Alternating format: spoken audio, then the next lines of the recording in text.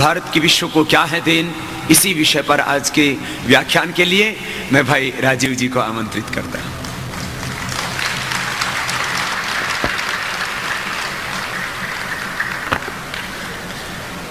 परम पूजनीय स्वामी जी, भारत स्वाभिमान और पतंजलि योग समिति के सभी सम्माननीय बहनों भाइयों, आज मैं आपसे एक बहुत महत्वपूर्ण विषय पर बात करना चाहता हूँ, संवाद करना चाहता हूँ, और वो विषय है दुनिया को भारत की देन, विश्व को भारत की देन। भारत ने अब तक दुनिया को क्या क्या दिया है, भारत के द्वारा दुनिया में क्या क्या आया है, ज्ञान के स्तर पर हमने दुनिया को क्या दिया है, नीतियों के स्तर पर हमने दुनिया को क्या दिया है, व्यवस्थाओं के स्तर पर हमने दुनिया को क्या दिया है। ऐसे कुछ विषयों पर मैं आज आपसे बात करूंगा। बहुत सारी रोचक जानकारियां आपके सामने प्रस्तुत करने की कोशिश करूंगा। कई जानकारियां आपके सामने ऐसी आएंगी जो आपने पहले सुनी नहीं होंगी, किसी ने आपको बताया नहीं होगा, चर्चा भी शायद आपके बीच में नहीं हुई होगी। मेरी आपसे एक विनम्र प्रार्थना है, वो ये कि आज जो जानकारियां आपको ऐसी लगें कि आपने पहले कभी नहीं सुना या पहले कभी उसके बारे में नहीं जाना, किसी ने आपको उसके बारे में नहीं बताया, तो इन जानकारियों को आप यहाँ से लौटने के बाद अधिक से अधिक लोगों को बताएं, ताकि उनका अज्ञान इस माध्यम से हम दूर कर सकें जो भारत स्वाभिमान का माध्यम है। मैं सबसे पहले बात शुरू करना चाहता हूँ आज के व्याख्यान में, वो यहाँ से कि हम सभी विद्यार्थी रहे हैं और अपने जीवन में पढ़ाई करके निकले। सभी ने प्राथमिक स्तर पर, माध्यमिक स्तर पर, फिर उच्च कक्षाओं के स्तर पर काफ़ी कुछ पढ़ा लिखा है, लेकिन हमारे मन में बचपन से जो एक बात घुसाई जाती है, बिठाई जाती है या पढ़ाई जाती है, वो ये कि दुनिया में भारत सबसे ज़्यादा पिछड़ा हुआ देश रहा। फिर पढ़ाया जाता है, बताया जाता है कि दुनिया में सबसे ज़्यादा गरीब देश भारत रहा। फिर बताया और पढ़ाया जाता है कि दुनिया को कभी कुछ भारत ने नहीं दिया, भारत को दुनिया के देशों ने बहुत कुछ दिया। हमको बताया और पढ़ाया जाता है कि अगर अंग्रेज नहीं आते तो इस भारत में कुछ नहीं होता, अंग्रेज नहीं आते तो शिक्षा नहीं होती, अंग्रेज नहीं आते तो विज्ञान नहीं आता, अंग्रेज नहीं आते तो तकनीकी नहीं आती, अंग्रेज नहीं आते तो रेल नहीं आती, अंग्रेज नहीं आते तो हवाई जहाज नहीं होता। ऐसी ऐसी बातें हम बचपन से पढ़ते आते हैं, सुनते आते हैं और आपस में चर्चाएं भी करते रहते हैं। और मुझे सबसे ज़्यादा दुख और दुर्भाग्य इस बात का लगता है कि हमारे अध्यापक हमको ये सब पढ़ाते हैं। गुरु हमारे जो आज के वर्तमान में हैं, अब गुरु तो कम हो गए हैं, शिक्षक ज़्यादा रह गए हैं, तो वर्तमान में जो हमारे शिक्षक हैं, अध्यापक हैं, वही हमको ये सब पढ़ाते हैं और बताते हैं इस तरीके से कि दिमाग में घुसा देते हैं, फिर उसका निकलना मुश्किल हो जाता है। आपने एक मनोविज्ञान की बात सुनी होगी, दुनिया में बार बार कही जाती है कि एक झूठ को जब बार बार बोला जाता है, बार बार बोला जाता है, बार बार बोला जाता है, तो थोड़े दिन वो झूठ सुनते सुनते सच लगने लगता है। तो भारत के बारे में पिछले कम से कम 250-300 वर्षों से एक झूठ पूरी दुनिया में बोला जा रहा है कि भारत एक गरीब देश, भारत एक पिछड़ा देश, भारत एक अवैज्ञानिक देश, भारत एक ऐसा देश जहाँ विज्ञान नहीं, जहाँ तकनीकी नहीं, जहाँ गणित नहीं, जहाँ भौतिक शास्त्र नहीं, जहाँ रसायन शास्त्र नहीं, कुछ भी नहीं। भारत एक ऐसा देश जो हर समय दूसरों पर निर्भर, भारत एक ऐसा देश जो हमेशा परावलंबी, भारत एक ऐसा देश जिसकी अपनी सभ्यता और संस्कृति में गौरव करने लायक कुछ नहीं, और जो कुछ गौरव करने लायक है वो पाखंड है, जो कुछ गर्व करने लायक है वो अवैज्ञानिक है, उसका कोई वैज्ञानिक आधार नहीं, उसका कोई तार्किक आधार नहीं। इसी तरह की बातें पढ़ते पढ़ते, सुनते सुनते हम सब बड़े हुए हैं। और हमारे शिक्षकों को जब हम ये प्रश्न करते हैं कि आप ये सब हमें क्यों पढ़ाते हैं, तो कहते हैं हमको किसी ने ऐसे ही पढ़ाया है तो हम तुमको पढ़ाते हैं। तो हमारे शिक्षकों के जो शिक्षक रहे हैं उन्होंने भी ऐसे ही पढ़ाया है। और मुझे इस बात की सबसे ज़्यादा कोफ्त तब होती है कि एक साधारण आदमी भारत के बारे में जब ये कहता है कि हमारे पास ज्ञान नहीं, हमारे पास तकनीकी नहीं, हमारे पास विज्ञान नहीं, हमारे पास अर्थशास्त्र नहीं, धन नहीं, कुछ नहीं, हम तो हमेशा से पिछड़े गरीब देश हैं, तो सामान्य आदमी की बात को तो क्षमा किया जा सकता है। लेकिन जब भारत का प्रधानमंत्री ये कहने लगे तो दिल को बहुत चोट पहुंचती है। हमारे देश के कई प्रधानमंत्रियों के मुंह से मैंने ये सुना कि भारत हमेशा से गरीब देश है, तकनीकी यहाँ नहीं रही, विज्ञान यहाँ नहीं रही, शिक्षा यहाँ नहीं रही, जो कुछ भी हमारे पास है वो सब अंग्रेजों की देन है। भारत के बारे में सारी दुनिया में हमारे प्रधानमंत्रियों ने बोला है, सपेरों का देश, लुटेरों का देश, अंधेरे का देश, ठगों का देश, डकैतों का देश, इस तरह की बातें सारी दुनिया में भारत के बारे में प्रचारित हुई हैं। गडरियों का देश, ऐसे ऐसे बात हमारे देश के बारे में दुनिया के लोगों के सामने आए हैं कि शर्म आती है। कई बार अपना जी करता है कि क्या करें। हमारे वर्तमान प्रधानमंत्री के द्वारा लंदन के ऑक्सफोर्ड हॉल में दिए गए भाषण की याद दिलाना चाहता हूं, जो उन्होंने ऑक्सफोर्ड यूनिवर्सिटी में दिया जब उनको डॉक्टरेट की मानद उपाधि दी जा रही थी। और उन्होंने यही कहा कि हम अंग्रेजों के बहुत आभारी हैं, जो अंग्रेज भारत में नहीं आते तो हमको तो ना विज्ञान पता था, ना तकनीकी पता थी, ना हमारी शिक्षा व्यवस्था कोई होती, ना हमारे पास कोई अर्थव्यवस्था होती, ना हमारे पास कोई कृषि व्यवस्था होती, ना हमारे पास डाकतार विभाग होता, ना रेलवे विभाग होता, वगैरह वगैरह। लंबा भाषण हमारे प्रधानमंत्री ने ऑक्सफोर्ड में दिया। 40 मिनट तक वो ये गुणगान करते रहे कि अंग्रेजों का आना भारत के लिए वरदान था, अगर अंग्रेज नहीं आते तो हम तो आज भी अंधेरे में डूबे हुए रहते। अब ये जो वर्तमान प्रधानमंत्री का बयान है, वैसा ही बयान हमारे प्रथम प्रधानमंत्री ने भी कई बार हमारी संसद में दिया। अपनी संसद में कहा भारत के प्रथम प्रधानमंत्री ने कि अगर अंग्रेजों का भारत के साथ संयोग नहीं होता तो भारत तो हमेशा अंधकार और अंधेरों में डूबा हुआ देश ही रहता। इसलिए भारत को विकास कराना है तो अंग्रेजों जैसा बनाना है, भारत को आगे बढ़ाना है तो अंग्रेजों के रास्ते पे ही चल के उसको ले जाना है। तकरीबन इसी तरह की बातें भारत के विभिन्न प्रधानमंत्री कहते रहे। शर्म और अफसोस हमारे देश के लोगों को देते रहे।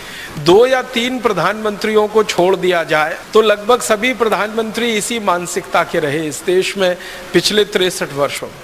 एक प्रधानमंत्री थे जिनको भारत की परंपराओं पर बहुत गर्व होता था, संस्कृति सभ्यता पर बहुत गर्व होता था।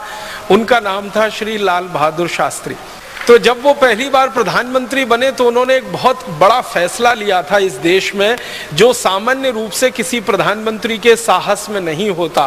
फैसला उनका ये था कि अमेरिका से लाल रंग का गेहूं आता था भारत में, जिसको अमेरिका में जानवर भी नहीं खाते, वो गेहूं हमें खिलाया जाता था।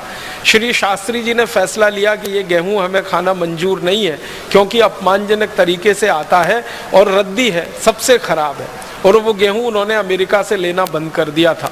उस समय गेहूं का उत्पादन बहुत कम था और उन्होंने इतना बड़ा साहस दिखाया कि हम विदेशों से गेहूं नहीं खाएंगे और नहीं लाएंगे। तो कई लोगों ने उनको समझाया कि शास्त्री जी अगर ये गेहूं हम नहीं खाएंगे तो भूखे मर जाएंगे। तो इतना कड़ा बयान उन्होंने दिया था कि हमको भूखे मरना मंजूर है, लेकिन अपमानजनक शर्तों पर घटिया गेहूं खाना मंजूर नहीं। जब ये बात चल रही थी, चर्चा चल रही थी, तो संसद में भयंकर बहस हुई थी। शास्त्री जी के प्रधानमंत्री बनने के बाद जब गेहूं का आयात उन्होंने बंद किया अमेरिका से, तो संसद में बड़ी बहस हुई थी और कई सांसदों ने शास्त्री जी को ये कहा कि अगर ये अमेरिका और यूरोप के देश ना होते तो हम तो कहीं के न रहते। तो शास्त्री जी ने फिर एक कड़ी बात कही थी कि अमेरिका और यूरोप के पास ऐसा कुछ नहीं है जो वो भारत को दे सके, हमारे पास ही है जो हम उन्हें दे सकते हैं। ये बड़ी बात उन्होंने उस समय कही थी। इसी तरह एक और प्रधानमंत्री हुए थे इस देश में, उनका नाम था श्री मोरारजी देसाई। वो भी बहुत भरे हुए थे कूट कूट कर भारतीय संस्कृति सभ्यता की बातों से, और वो कहा करते थे कि दुनिया में सबसे ज़्यादा ज्ञान अगर किसी देश के पास है तो वो भारत के पास है। ये हमारा दुर्भाग्य है कि उस ज्ञान को हम दुनिया में स्थापित करने में पीछे रह गए। इसी तरह के एक प्रधानमंत्री और हुए हैं इस देश में, वो बहुत कम समय के लिए रहे, चंद्रशेखर, 4 महीने रहे। लेकिन वो भी ये कहा करते थे कि यूनान कि सबसे पुरानी सभ्यताओं से पुरानी सभ्यता हमारी रही है। यूरोप के पास जो कुछ भी तकनीकी और विज्ञान रहा है उससे पहले हमने वो तकनीकी और विज्ञान हासिल किया है, इसलिए हमें विदेशियों से कुछ लेने की ज़रूरत नहीं है। ज़रूरत पड़ेगी तो उनको कुछ दे देंगे, लेने लायक हमारे लिए उनके पास कुछ है नहीं। तो ऐसी बातें कहने वाले 2-3 प्रधानमंत्रियों को छोड़कर लगभग सभी प्रधानमंत्री इस मानसिकता के हुए कि भारत के पास कभी कुछ नहीं रहा, हमने कभी कुछ दुनिया को दिया नहीं, हमने हमेशा दूसरों के सामने हाथ पसार कर भीख मांगी है, चाहे ज्ञान की हो, चाहे पैसे की हो, चाहे तकनीक की हो, जो भी है हम दूसरों से लेकर अपने को आगे बढ़ाते रहे। ये बहुत बड़ा भ्रम है, ये बहुत बड़ा मिथ है। ये भ्रम जितनी जल्दी टूटे इस देश का, उतना ही देश के लिए बेहतर है। इस दृष्टि से मैं आज आपके सामने कुछ ऐसे तथ्य प्रस्तुत करना चाहता हूँ जो हमारे इस भ्रम को पूरी तरह से तोड़ देंगे, और आज के बाद हम में गर्व होगा ये कहते हुए कि भारत के पास ही सब कुछ है, वो ज्ञान के स्तर पर हो, व्यवस्था के स्तर पर हो, नीतियों के स्तर पर हो, किसी भी स्तर पर हो। मैं शुरुआत करता हूँ, भारत ने दुनिया को क्या दिया। सबसे पहली जो बात हम दुनिया के सामने कह सकते हैं बड़े गर्व से, गौरव से, और सारी दुनिया ने अभी उसको स्वीकार करना भी शुरू कर दिया है पिछले 10-12 वर्षों से। खासकर जब से कंप्यूटर आया तब से दुनिया ने कुछ वास्तविकताओं को स्वीकार कर लिया। उनमें से एक वास्तविकता को जो दुनिया ने स्वीकार किया है वो ये कि सबसे पहली भाषा और सबसे पहली लिपि दुनिया को दी है तो वो भारत ने दी है। लिपि आप समझते हैं, जिसमें भाषा लिखी जाती है, और भाषा तो आप जानते हैं। तो दुनिया की सबसे पहली भाषा और सबसे पहली लिपि जिसको लिखकर हम व्यक्त कर सकते हैं वो भारत ने ही दुनिया को दी है। भाषा हमारी जो सबसे पहली दुनिया में गई है वो संस्कृत है, और लिपि जो हमारी दुनिया में सबसे पहली गई है वो देवनागरी है। लेकिन भारत में कई ऐसे इतिहासकार हुए हैं जिनका ये कहना है कि देवनागरी लिपि से भी पहले एक लिपि हमने दुनिया को दी है जो आज लुप्त हो गई है हमारी लापरवाही के कारण, और वो लिपि ब्राह्मी लिपि रही है। ब्राह्मी लिपि के बारे में सारी दुनिया के वैज्ञानिकों ने एक बात जो स्वीकार की है वो ये है कि ब्राह्मी लिपि उतनी ही पुरानी है जितना पुराना भारत है। और भारत के पुराने होने के बारे में परम पूजनीय स्वामी जी के मुंह से अभी आपने सुना, 1 अरब 96 करोड़ माने लगभग 2 अरब साल पहले का ये पूरा हमारा ब्रह्मांड है, प्रकृति है जिसमें भारत बसता है। लगभग उतनी ही पुरानी ब्राह्मी लिपि मानी जाती है। अब समस्या उत्पन्न ये हो गई है कि इतनी पुरानी ब्राह्मी लिपि को पढ़ने वाले और समझने वाले वैज्ञानिकों की संख्या अभी नहीं है। बहुत थोड़े वैज्ञानिक रहे हैं जो लिपि वैज्ञानिक माने जाते हैं, जो वो भाषा को पढ़कर उसका अर्थ समझा सकते हैं। तो ब्राह्मी लिपि हमारी सबसे पुरानी लिपि है जो दुनिया के देशों को हमने दी, और दुनिया के लिपि वैज्ञानिक ये मानते हैं कि लिखना अगर दुनिया में सिखाया है किसी देश ने तो वो भारत ने ही सिखाया है, क्योंकि भारत के पहले लिखने की कला किसी भी देश को नहीं आती थी। भारत ने लिखना सिखाया, क्योंकि लिपि का आविष्कार सबसे पहले भारत में हुआ। जब आपके पास लिपि होती है तभी आप लिख सकते हैं। पढ़ना और बोलना तो थोड़ा आसान होता है, लेकिन लिखना थोड़ा कठिन माना जाता है, वो लिपि के प्रभाव से ही होता है। तो सबसे पहली लिपि हमारी, तो सबसे पहले लिखना हमारे यहाँ शुरू हुआ, और वो लिखना फिर हमारे यहाँ से चीन में गया। चीन ने हमसे लिखना सीखा। चीन के जो लिपि वैज्ञानिक हुए हैं, जो पिछले हजारों साल का अध्ययन कर रहे हैं, वो ईमानदारी से इस बात को स्वीकार करते हैं कि चीन के वैज्ञानिक, चीन के ऋषि मुनि भारत आए, उन्होंने लिपियों का अध्ययन किया, अध्ययन करके चीन में वापस गए, और वहां जाकर फिर उन्होंने अपनी लिपियों का आविष्कार किया। तो लिखना भारत ने सिखाया पूरी दुनिया को, और अगर भाषा आपने दी है पूरी दुनिया को, तो दूसरी बात भी कही जा सकती है कि बोलना भी हमने ही सिखाया पूरी दुनिया को। लिपि से लिखना आता है, भाषा से बोलना आता है। भाषा हमारी सबसे पुरानी संस्कृत जो सारी दुनिया में हमने दी है। दुनिया की जो विशिष्ट भाषाएं मानी जाती हैं अंग्रेजी को छोड़कर, जैसे जर्मन है, जैसे फ्रेंच है, जैसे डच है, जैसे इटालियन है, जैसे पोर्चुगीज है, जैसे स्पेनिश है, जैसे रशियन है, जैसे डेनिश है, दुनिया में विशिष्ट भाषाओं में ये मानी जाती है। अंग्रेजी को छोड़कर, अंग्रेजी विशिष्ट भाषाओं में नहीं मानी जाती, अंग्रेजी सामान्य भाषाओं में गिनती होती है, क्योंकि अंग्रेजी दूसरों की नकल है और जो दूसरी भाषाएं हैं वो मूल भाषाएं मानी जाती हैं। तो जो मूल भाषाएं मानी जाती हैं पूरी दुनिया में, जर्मन हो, फ्रेंच हो, डच हो, इटालियन हो, रशियन हो, फिर स्पेनिश हो, पोर्चुगीज हो, ये सभी मूल भाषाओं के मूल वैज्ञानिक जो अध्ययन करते रहते हैं वो ये कहते हैं कि हमारी सभी भाषाएं संस्कृत से निकली। जर्मनी में तो ये बात बिल्कुल गहराई तक स्वीकार की जा चुकी है कि जर्मन भाषा संस्कृत की देन है और जर्मनी के लोग अपने आप को बड़े गर्व से ये कहते हैं कि हम आर्य हैं, माने हम भारतवासियों के ही जैसे हैं, हमारे वंशज भारतवासी रहे हैं। जर्मनी की जो हवाई जहाज की सेवा है ना, उनकी सबसे बड़ी हवाई सेवा, उसका नाम है लुफ्थहान्सा। जब लुफ्थहान्सा के बारे में किसी जर्मन को मैंने पूछा कि ये लुफ्थहान्सा क्या शब्द है, जर्मनी का शब्द है, जर्मन का शब्द है, वो वैज्ञानिक मुझे हैरानी से देखने लगा, कहने लगा ये जर्मन का शब्द नहीं है, ये संस्कृत का शब्द है।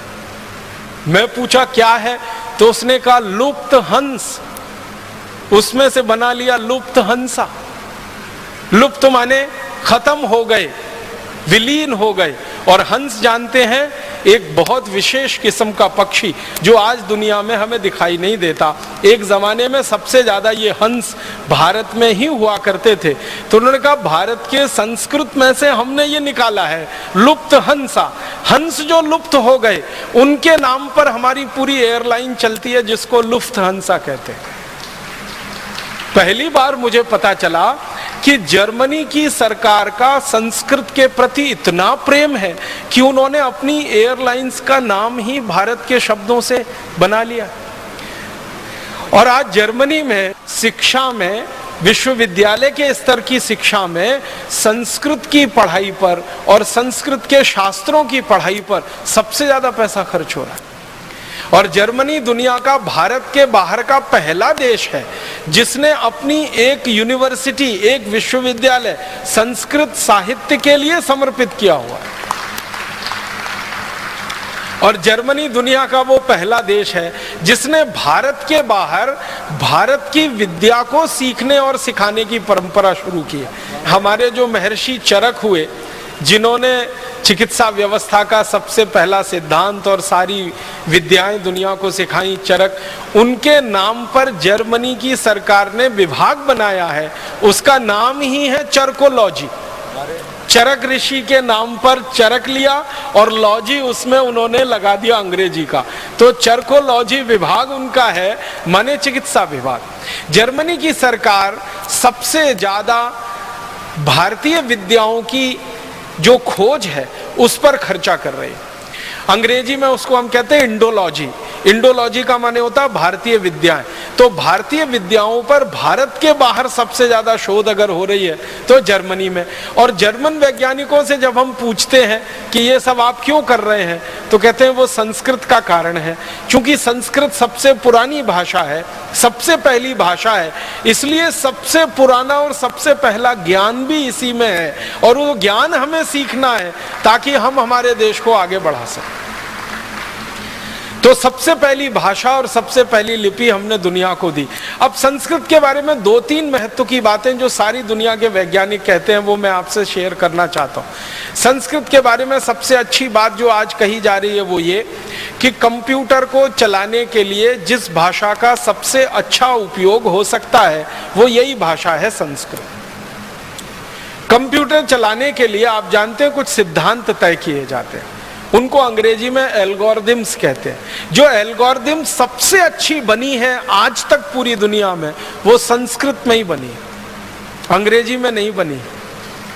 आपको सुनकर हैरानी होगी, दुनिया में कंप्यूटर चलाने वाली सबसे अच्छी algorithm best in the world, पूरी दुनिया में सबसे अच्छी एल्गोरिदम वो संस्कृत में तैयार हुई है। और थोड़े दिन में संस्कृत की वो एल्गोरिदम सारी दुनिया पे छा जाने वाली है। सब वैज्ञानिक इस बात को स्वीकार कर रहे हैं। कारण जानते हैं क्या? वो कहते हैं कि इस भाषा में दो चीजें बहुत महत्व की हैं जो दूसरी भाषाओं में नहीं मिलती। पहली भाषा की जो विशेषता है संस्कृत की वो ये कि इसका जो व्याकरण है वो एकदम पक्का है।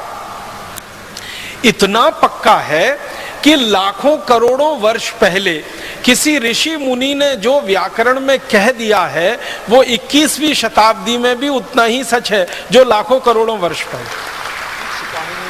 महर्षि पाणिनि के जो सूत्र हैं हजारों वर्ष पुराने हैं, और हजारों वर्ष पुराने महर्षि पाणिनि के सूत्रों में एक कॉमा, एक फुल स्टॉप को भी बदलने की जरूरत आज तक किसी को नहीं लगती। ये इस भाषा की सबसे बड़ी विशेषता है। दुनिया की बाकी सभी भाषाओं में बदलाव होते हैं, समय के साथ बदलाव होते हैं और व्याकरण काफी कुछ बदलता रहता है, लेकिन संस्कृत दुनिया की अकेली और एकदम विशिष्ट भाषा है जिसका व्याकरण महर्षि पाणिनि से लेकर आज 21वीं शताब्दी तक एकदम पक्का है और शायद अगले लाखों करोड़ों वर्ष तक उतना ही पक्का रहेगा, जिसमें कोई भूल चूक होने की दूर दूर तक संभावना नहीं। ये भाषा की सबसे बड़ी विशेषता होती है। और इसलिए फ्रांसीसियों ने अपनी जो भाषा बनाई फ्रेंच, उसको संस्कृत का आधार दिया। जर्मन लोगों ने जो अपनी भाषा बनाई जर्मन, उसको संस्कृत का आधार दिया। आप कभी फ्रेंच भाषा को या जर्मन भाषा को पढ़ने की कोशिश करेंगे तो वो बिल्कुल वैसी की वैसी है जैसे संस्कृत होती है। संस्कृत में धातु रूप होते हैं, शब्द रूप होते हैं, फ्रेंच में भी ऐसे ही होता है। और मैंने गिनना शुरू किया तो फ्रेंच, जर्मन, डेनिश और बहुत सारी भाषाओं की गिनती करते करते 56 ऐसी भाषाएं हैं जिनके शब्द रूप, धातु रूप लगभग संस्कृत जैसे हैं। बहुत मामूली सा अंतर है उनमें। और वो मामूली सा अंतर भी क्यों रखा गया? जब उन लोगों से बात होती है जिन्होंने इस भाषा पे काम किया, वो कहते हैं वो जानबूझ के रखा गया। मैं पूछता हूं क्यों, तो कहते हैं फिर तो पता ही नहीं चलेगा संस्कृत और हम में अंतर क्या है। तो हमने जानबूझ के कुछ अंतर छोड़ रखा है, शायद वो अंतर भी थोड़े दिन में खत्म हो सकता है। दूसरी सबसे बड़ी बात है जो सारी दुनिया के वैज्ञानिक अब स्वीकार करते हैं कि भारत की अकेली विशिष्ट भाषा संस्कृत है जिसके पास शब्दों का सबसे बड़ा भंडार है। इतना बड़ा शब्द भंडार किसी भाषा में नहीं है जो संस्कृत भाषा के पास है। दुनिया की सबसे ज्यादा बोली जाने वाली भाषा जिसको हम अंग्रेजी कहते हैं या रशियन कहते हैं या जर्मन कहते हैं या फ्रेंच कहते हैं या डच, पोर्चुगीज, स्पेनिश कहते हैं, जिनको कहा जाता है या चाइनीज कहते हैं, इन सब भाषाओं से हजारों गुना ज्यादा शब्द संस्कृत में।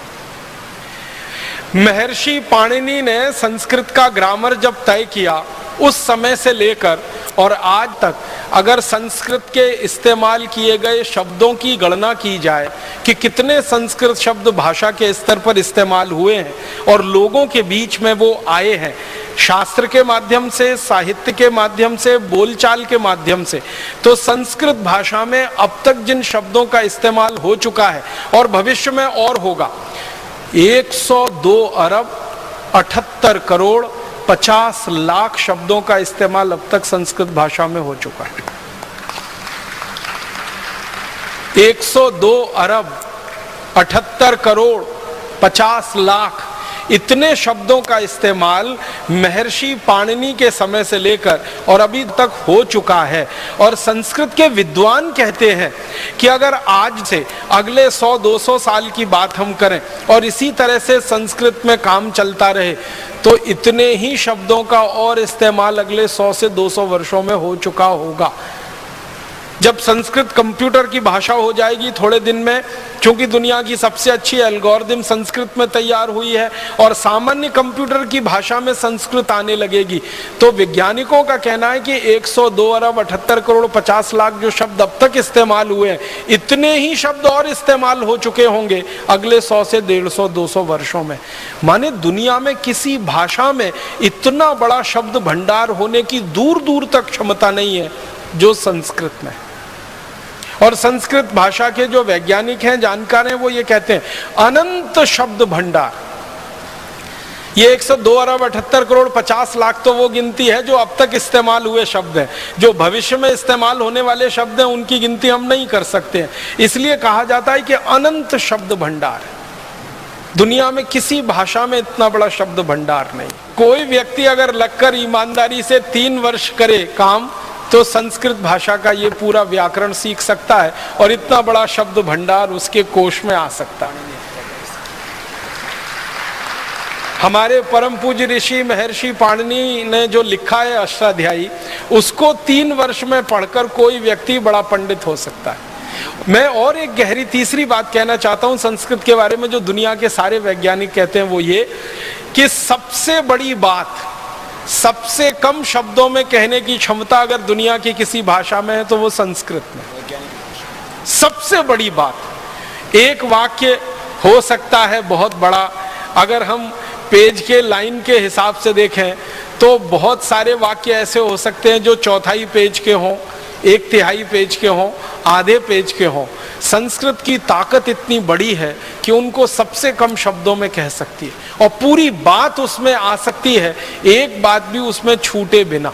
तो ये तीसरी सबसे बड़ी बात जो इस भाषा में है कि बड़े से बड़ी बातों को सूत्र रूप में, संक्षेप रूप में कह देने की ताकत इस भाषा में है, जो दूसरी भाषाओं में बहुत कम मिलती है। और ऐसे गुणगान अगर मैं करता रहूं तो पूरा व्याख्यान ही संस्कृत भाषा पे हो जाएगा। इसलिए मैंने संकेत के रूप में आपसे कहा कि दुनिया को सबसे पहली भाषा और सबसे पहली लिपि हमने दी तो संस्कृत भाषा के रूप में दी और ब्राह्मी लिपि के रूप में दी, और बाद में देवनागरी लिपि सारी दुनिया में स्थापित हुई। बहुत सारे वैज्ञानिक इस बात के लिए आजकल चर्चाएं कर रहे हैं सारी दुनिया की भाषाओं का झगड़ा मिटा दें। आपको मालूम है भाषाओं के आधार पे बहुत झगड़े होते हैं दुनिया में। ये देश उससे लड़ रहा है, वो उससे लड़ रहा है। भारत में भी झगड़े हो रहे हैं कि ये इलाका हमारा है, वो इलाका इनका है, वो भाषा के आधार पर। और प्रांतों की रचना भी हमारे देश में भाषावार आधार पर हो गई है और वो सबसे बड़ी गलती हो गई। तो भाषा के आधार पर दुनिया में बहुत झगड़े हैं, लेकिन कई वैज्ञानिक मुझे ये कहते रहते हैं कि सारे झगड़े मिट सकते हैं अगर सब भाषाओं की लिपि देवनागरी हो जाए तो सारी दुनिया की भाषाओं के झगड़े मिट सकते हैं। हमारी भारत में कन्नड़ है, तमिल है, तेलुगु है, मलयालम है, उड़िया है, बांग्ला है, आसामी है, मराठी है, गुजराती है, और दुनिया में फ्रेंच है, जर्मन है, डच है, फिर स्पेनिश है, फिर पोर्चुगीज है। ऐसी 20-50 सैकड़ों भाषाओं को देवनागरी में लिखना शुरू कर दिया जाए तो सारे झगड़े मिट सकते हैं। एक बार मैंने कुछ विद्वानों से ये पूछा कि क्या देवनागरी में ये ताकत है कि सब भाषाओं का समावेश कर सके लिखित रूप में? उन्होंने कहा देवनागरी में ही ताकत है और किसी लिपि में ये ताकत ही नहीं है पूरी दुनिया में जो सब भाषाओं को वो समाविष्ट कर सके अपने आप। इस समय हमारे देश में मराठी भाषा देवनागरी में ही लिखी जाती है, हिंदी तो देवनागरी में लिखी ही जाती है, नेपाली भाषा देवनागरी में, संस्कृत तो लिखी ही जाती है। दुनिया की बहुत सारी भाषाएं और भारत में चलने वाली बहुत सारी भाषाएं अगर एक साथ देवनागरी में लिखी जाना शुरू हो जाए तो ये ताकत, ये क्षमता एक लिपि में है, दुनिया की दूसरी किसी लिपि में नहीं है। इसका हमें गर्व है, गौरव है, अभिमान है कि सारी दुनिया को हमने ऐसी लिपि दी है जो सबसे ज़्यादा वैज्ञानिक है और भाषा ऐसी दी है जो सबसे प्राचीन है और सबसे ज़्यादा वैज्ञानिक। मैं थोड़ा आगे बढ़ता हूँ। चूंकि संस्कृत सबसे समृद्ध भाषा है तो इस भाषा में लिखा गया साहित्य भी सबसे ज़्यादा समृद्ध ही होगा। जब भाषा समृद्ध होती है तो भाषा का साहित्य भी समृद्ध होता है। तो संस्कृत भाषा में जितना साहित्य लिखा गया है पूरी दुनिया में शायद ही किसी भाषा में लिखा गया। फिर आप बोलेंगे दिखाई तो नहीं देता। ये दिखाई नहीं देता वो हमारी लापरवाही का नतीजा है और हमसे कई सारी बड़ी भूलें हुई हैं। उनमें से एक बड़ी भूल ये हुई है कि अपने साहित्य को बचाकर हम नहीं रख सके। पिछले 1000 वर्षों में हमारे साहित्य का बहुत नुकसान हुआ है। पिछले 1000 वर्षों आपको शायद ये जानकर हैरानी होगी कि विदेशी लुटेरों ने जब से भारत में आना शुरू किया तो भारत की संपत्ति को ही नहीं लूटा, यहाँ के साहित्य को भी लूटा, क्योंकि ज्ञान उसमें भरा पड़ा है। तो हमसे साहित्य की साज संभाल नहीं हो पाई पिछले 1000 वर्षों में, वो काफी कुछ लुट गया। और कई विदेशी आक्रांता तो ऐसे आए जिन्होंने हमारे साहित्य को जला दिया। आपने सुना है तक्षशिला की कहानी? भारत की सबसे बड़ी पुस्तकालय की कितनी दुर्वस्था हुई थी कि उसको जला दिया गया था। और तक्षशिला की पुस्तकों को जला देने के बाद की कहानी ये है कि 6 महीने तक विदेशी आक्रांताओं ने उन किताबों के पन्नों को जला जलाकर अपना पानी गर्म किया था। इतना बड़ा हमारा ज्ञान का भंडार था तक्षशिला विश्वविद्यालय, जो 6 महीने तक जलता रहा था। 6 महीने तक जलता रहे। कल्पना करिए लाखों करोड़ों पेज रहे होंगे जो 6 महीने तक जले होंगे। तो कई विदेशी आक्रांता और लुटेरे ऐसे आए कि उन्होंने हमारा साहित्य नष्ट किया। कई विदेशी आक्रांता और लुटेरे ऐसे आए जिन्होंने हमारा साहित्य लूट लिया। और कई आक्रांता और विदेशी ऐसे आए जिन्होंने हमारे साहित्य में तोड़ मरोड़ करके उसको ऐसा प्रस्तुत कर दिया कि वो हमको सबसे ज्यादा खराब दिखता है। जैसे वेदों की बात करें, हमारे जो मूल वेद है ना, वो भारत में अभी हम ढूंढने निकले तो मुश्किल से मिलते हैं। जब भी कहीं भारत में वेद की कोई प्रतिलिपि मिलती है और उसके बारे में छानबीन की जाती है तो पता चला वो मैक्स मूलर रचित है। और मैक्स मूलर एक ऐसा व्यक्ति था जो भारत के बारे में जानना तो चाहता था लेकिन आया कभी नहीं इस देश में। अपने घर में बैठे बैठे भारत के बारे में जो कुछ मिल गया उसको ज्ञान, वो उसने लिख दिया। वेदों को उसने पढ़ा पूरी रुचि से, संस्कृत सीखी उसके लिए, लेकिन बहुत सारी चीजें उसको समझ में नहीं आई वेदों में, तो उसको अपने तरीके से लिख मारा। और आज हमें वो दिखाई देती हैं तो हमको वो विरोधाभासी लगती हैं। वो विरोधाभासी होने का कारण ये है कि मूल ग्रंथों के साथ छेड़छाड़ कर दी हमारे लोगों ने, शास्त्रों के साथ छेड़छाड़ कर दी, ज्ञान के भंडार के साथ छेड़छाड़ कर दी। अगर हमारे मूल ग्रंथ वेदों को हम देखें और मैक्स मूलर रचित वेदों को देखें या हमारे मूल दूसरे शास्त्रों को देखें, अब जैसे मैं एक उदाहरण देता हूं, जो हमारी मूल मनुस्मृति है उसको हम पढ़ें और अंग्रेजों द्वारा तैयार की गई मनुस्मृति को पढ़ें, दोनों में जमीन आसमान का अंतर है। मूल मनुस्मृति में जो बात कहीं नहीं है, अंग्रेजों द्वारा रचित मनुस्मृति में वही बातें हैं। याज्ञवल्क संहिता में न्याय सिद्धांत के बारे में जो बातें हैं मूल ग्रंथों में, अंग्रेजों ने एक याज्ञवल्क संहिता तैयार की, उसमें बिल्कुल उल्टा लिखवा दिया। तो हमारे शास्त्रों की कई तरीके से तोड़ मरोड़ हुई। एक तो जलाया गया, लूटा गया, और उसके बाद जो साहित्य विदेशियों के हाथ में पड़ गया उसमें अपना दिमाग लगाकर खुराफातें बहुत की हैं उन्होंने, बहुत कुछ मिलावट कर दिया। और वो मिलावटी चीजों को आज कोट किया जाता है सारी दुनिया में।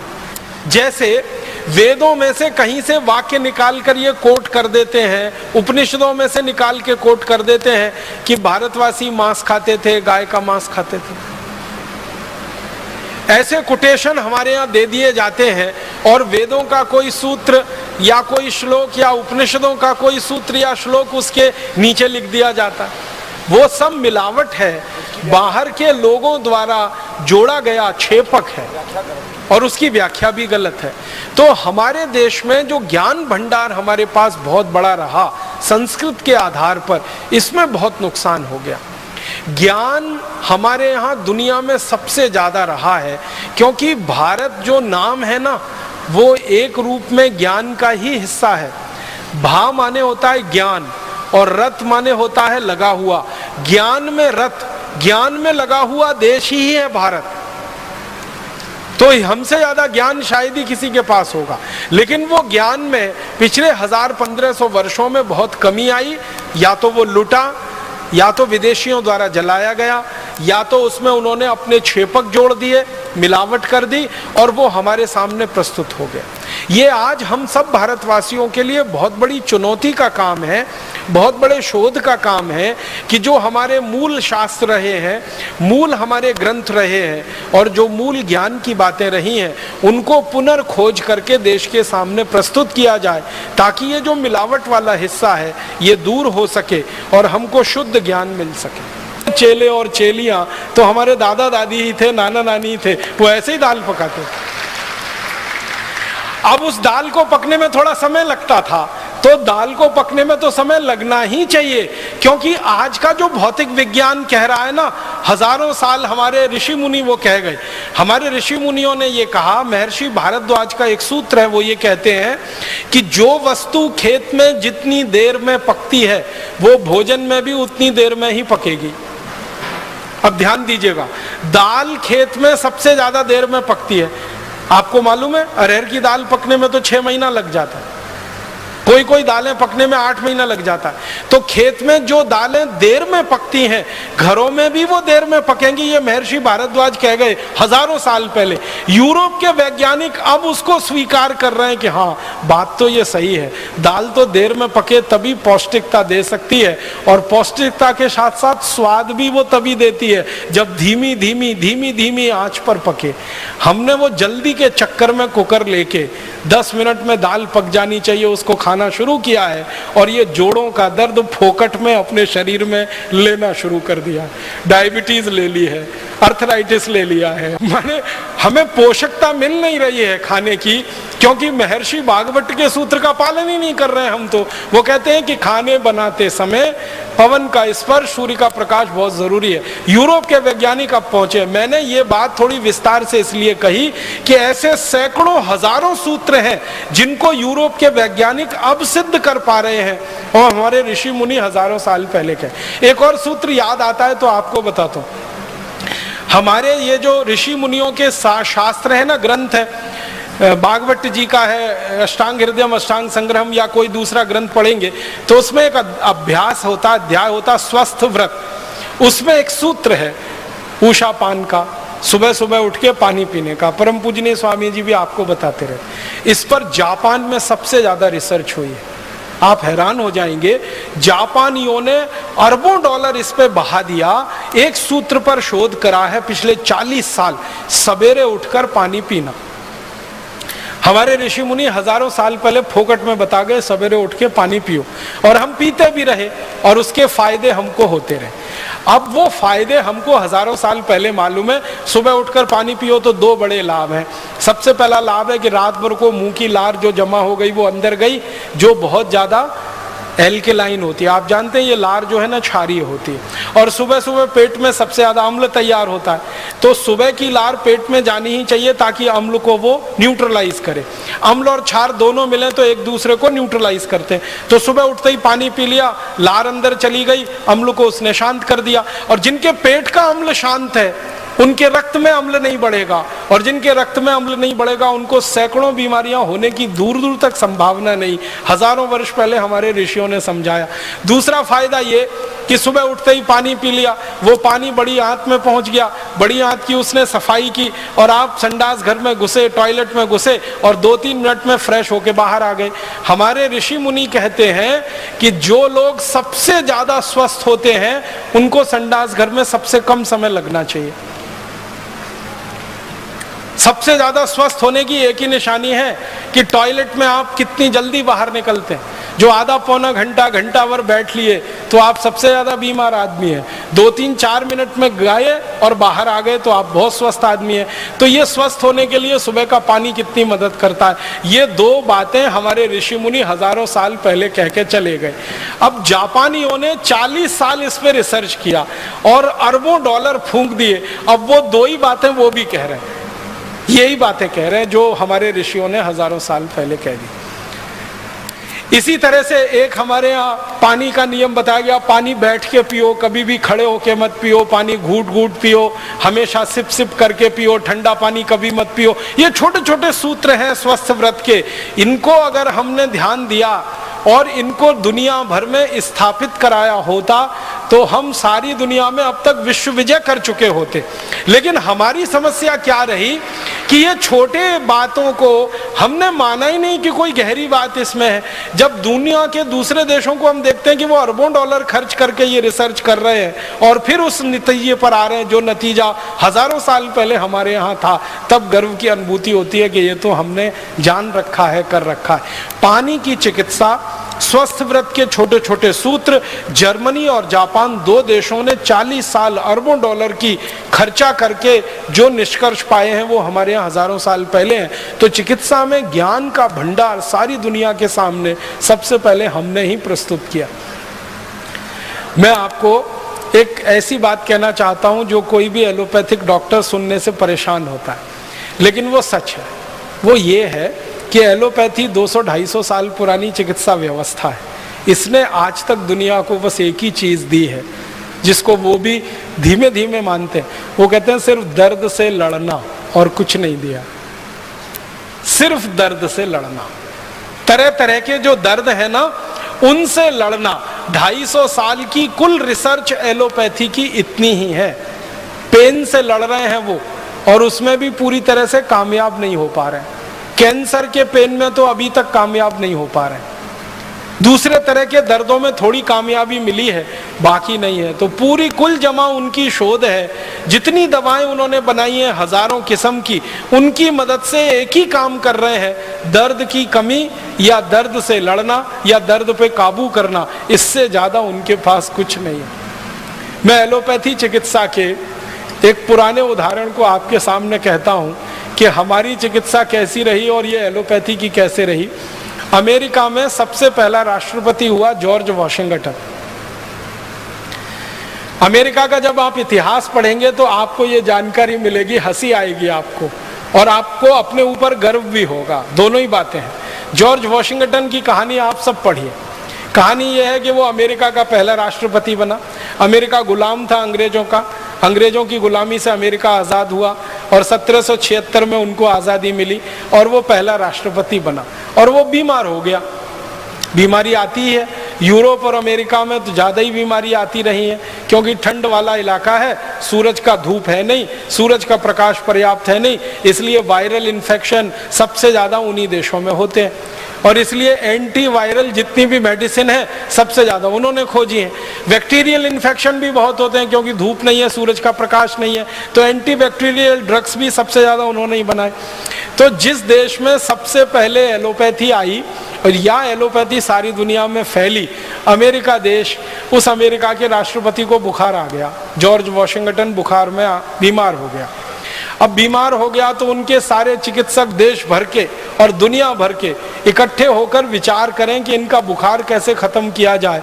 और जॉर्ज वॉशिंगटन का वो बुखार कम नहीं कर पाए।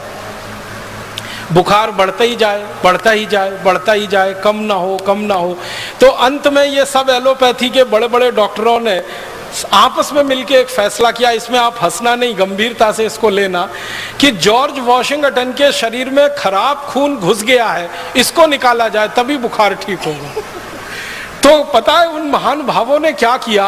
अमेरिका के राष्ट्रपति के हाथ पर बांध दिए, पलंग से हाथ बांध दिया, दोनों पांव बांध दिए, रस्सी से कस के बांध दिए। और वो राष्ट्रपति चिल्ला रहा है कि ये क्या चिकित्सा कर रहे हो? तो कह रहे यही एलोपैथी की चिकित्सा है, थोड़ा धीरज रखिए, थोड़ा धैर्य रखिए, हम आपको ठीक कर रहे हैं। इन्होंने क्या किया? महान महान डॉक्टरों ने उनकी नसें काट दी, हाथ की, दोनों हाथ की नसें काट, ब्लेड लिया और काट दिया। और बेचारा राष्ट्रपति दर्द से तड़प रहा है, चिल्ला रहा है, और उसके दोनों हाथों की नसें काट दी। और तर्क क्या है कि ये खराब खून घुस गया है, ये निकालना है। तो खराब के साथ अच्छा खून भी रात भर निकलता रहा और सवेरे जॉर्ज वॉशिंगटन मर गया। ये है एलोपैथी चिकित्सा। और ये कहानी ज्यादा पुरानी नहीं है, 1776 के आसपास की है। जिस समय एलोपैथी चिकित्सा में बुखार ठीक करने के लिए नसें और नाड़ियां काटी जाती थी खराब खून निकालने के लिए, उस समय भारत में बड़े से बड़ा बुखार ठीक करने के लिए नीम की गिलोय का काढ़ा पिला के लोगों को ठीक किया जाता। अब आप अंदाजा लगा लीजिए कि हमारे यहाँ खराब से खराब ज्वर खराब से खराब बुखार को तोड़ने के लिए नीम की गिलोय है। ये तो एक है, ऐसी सैकड़ों चीजें अपने पास आयुर्वेद में है, बुखार तोड़क या बुखार नाशक, या जिनको हम एलोपैथी की भाषा में कहें एंटीपायरेटिक। तो एंटीपायरेटिक हमारे पास सैकड़ों चीजें हैं, उनमें से सबसे आसान, हर जगह मिलने वाली, सबसे ज्यादा उत्पादन होने वाली नीम की गिलोय, गुड़वेल के नाम से, गिलोय के नाम से सारा देश जानता है, उसका काढ़ा पिला के हम बड़े सा बड़ा बुखार सवेरे से शाम तक ठीक कर लेते थे। उसी समय में अमेरिका में बुखार ठीक करने के लिए नसें काटी जाती थी, खून निकाला जाता था। ये अंतर है आयुर्वेद और एलोपैथी में, और उसमें से एलोपैथी आगे बढ़ी है और आज सिर्फ वहीं पर आके खड़ी है कि दर्द से लड़ना या दर्द को कम करना, इतने में ही उनको सफलता मिली है। इसके अलावा तो उनके पास कुछ नहीं है सफलता के खाने में। अब हमारे पास एक नहीं हजारों लाखों चीजें हैं दुनिया को बताने के लिए। तो हम एक बड़ी चिकित्सा पद्धति के सारे दुनिया में फैलाने वाले प्रसारक रहे हैं, प्रचारक रहे हैं, और सारी दुनिया ने हमसे सीखा है। यूनानी पद्धति एक विकसित हुई है, दुर्भाग्य से हम उसको मुसलमानों से जुड़ा हुआ मान लेते हैं, उसका मुसलमानों से कुछ लेना देना नहीं है। वो यूनान में विकसित हुई, इसलिए नाम उसका यूनानी पड़ गया। यूनानी पद्धति के जितने शोधक हुए हैं, रिसर्चर्स हुए, वो सब ईमानदारी से कहते हैं कि हमने तो सब आयुर्वेद से सीखा है, संस्कृत में से सीखा है, चरक में से सीखा है, बागभट्ट जी के यहाँ से सीखा है, भाव प्रकाश निघंटू में से सीखा है। ईमानदारी से वो कहते हैं इस बात को। और उनके औषधि बनाने के जो तरीके हैं ना, वो तरीके बिल्कुल वही है, बस थोड़ा अंतर इतना ही है, यूनान की आबो हवा के हिसाब से, यूनान की जलवायु और परिस्थिति के हिसाब से भारत के सूत्रों में थोड़ा उन्होंने फेरबदल किया है, बाकी सब वही है। तो दूसरी दुनिया की सबसे बड़ी चिकित्सा पद्धति यूनानी चिकित्सा, वो आयुर्वेद में से निकली। सबसे मूल चिकित्सा तो आयुर्वेद की है, मूल सर्जरी हमारे यहाँ सुश्रुत की है, और नियम वगैरह जो हम इस्तेमाल कर रहे हैं आज की दुनिया में, वो महर्षि बागभट्ट के अष्टांग हृदयम और अष्टांग संग्रहम के। एक मैं रोचक बात आपसे कहना चाहता हूँ, एक अंग्रेजों के दस्तावेज के आधार पर कहना चाहता हूँ, वो ये कि प्लास्टिक सर्जरी जो आज की दुनिया की सर्जरी की आधुनिकतम विद्या है, प्लास्टिक सर्जरी, इसका आविष्कार भी भारत में ही हुआ। सर्जरी का तो हुआ ही है, प्लास्टिक सर्जरी का भी यही आविष्कार हुआ भारत। और प्लास्टिक सर्जरी में आप जानते हैं, कहीं की त्वचा को काट कर कहीं लगा देना और उसको इस तरह से लगा देना कि पता ही ना चले, ये विद्या सबसे पहले दुनिया को भारत ने दी है। मैं आपको पुराने दस्तावेजों के आधार की एक छोटी सी कहानी सुनाता हूँ। 1780 में दक्षिण भारत का एक महान व्यक्ति, जिसने देश को आज़ाद रखने में बड़ा महत्वपूर्ण योगदान दिया, देश की आज़ादी की रक्षा में, संप्रभुता की रक्षा में उसका पूरा जीवन लगा दिया, उसका नाम हैदर अली। हैदर अली दक्षिण भारत का सम्राट, आज हम जिसको कर्नाटक कहते हैं, कर्नाटक के एक बड़े भूभाग पर हैदर अली का राज्य हुआ करता था। 1780 से 84 के बीच में अंग्रेजों ने हैदर अली पर हमले किए, कई बार हमले किए। तो एक हमले का जिक्र एक अंग्रेज की डायरी में से निकला, वो मैं सुना रहा हूं आपको। एक अंग्रेज आया, उसका नाम था कर्नल कूट, उसने हैदर अली पे हमला किया, और ये 1780 की घटना है। उस हमले में हैदर अली ने अंग्रेजों को परास्त कर दिया। हैदर अली का ये इतिहास रहा कि जब जब अंग्रेजों ने हैदर अली पर हमला किया, हैदर अली ने हर बार अंग्रेजों को हराया। एक बार भी अंग्रेज कभी उससे जीत नहीं पाए, एक बार भी नहीं जीते। हर बार आते थे, हमला करते थे, हार के चुपचाप चले जाते थे। हैदर अली के ऊपर जब बार बार अंग्रेजों के हमले हुए तो हैदर अली को थोड़ा गुस्सा आ गया।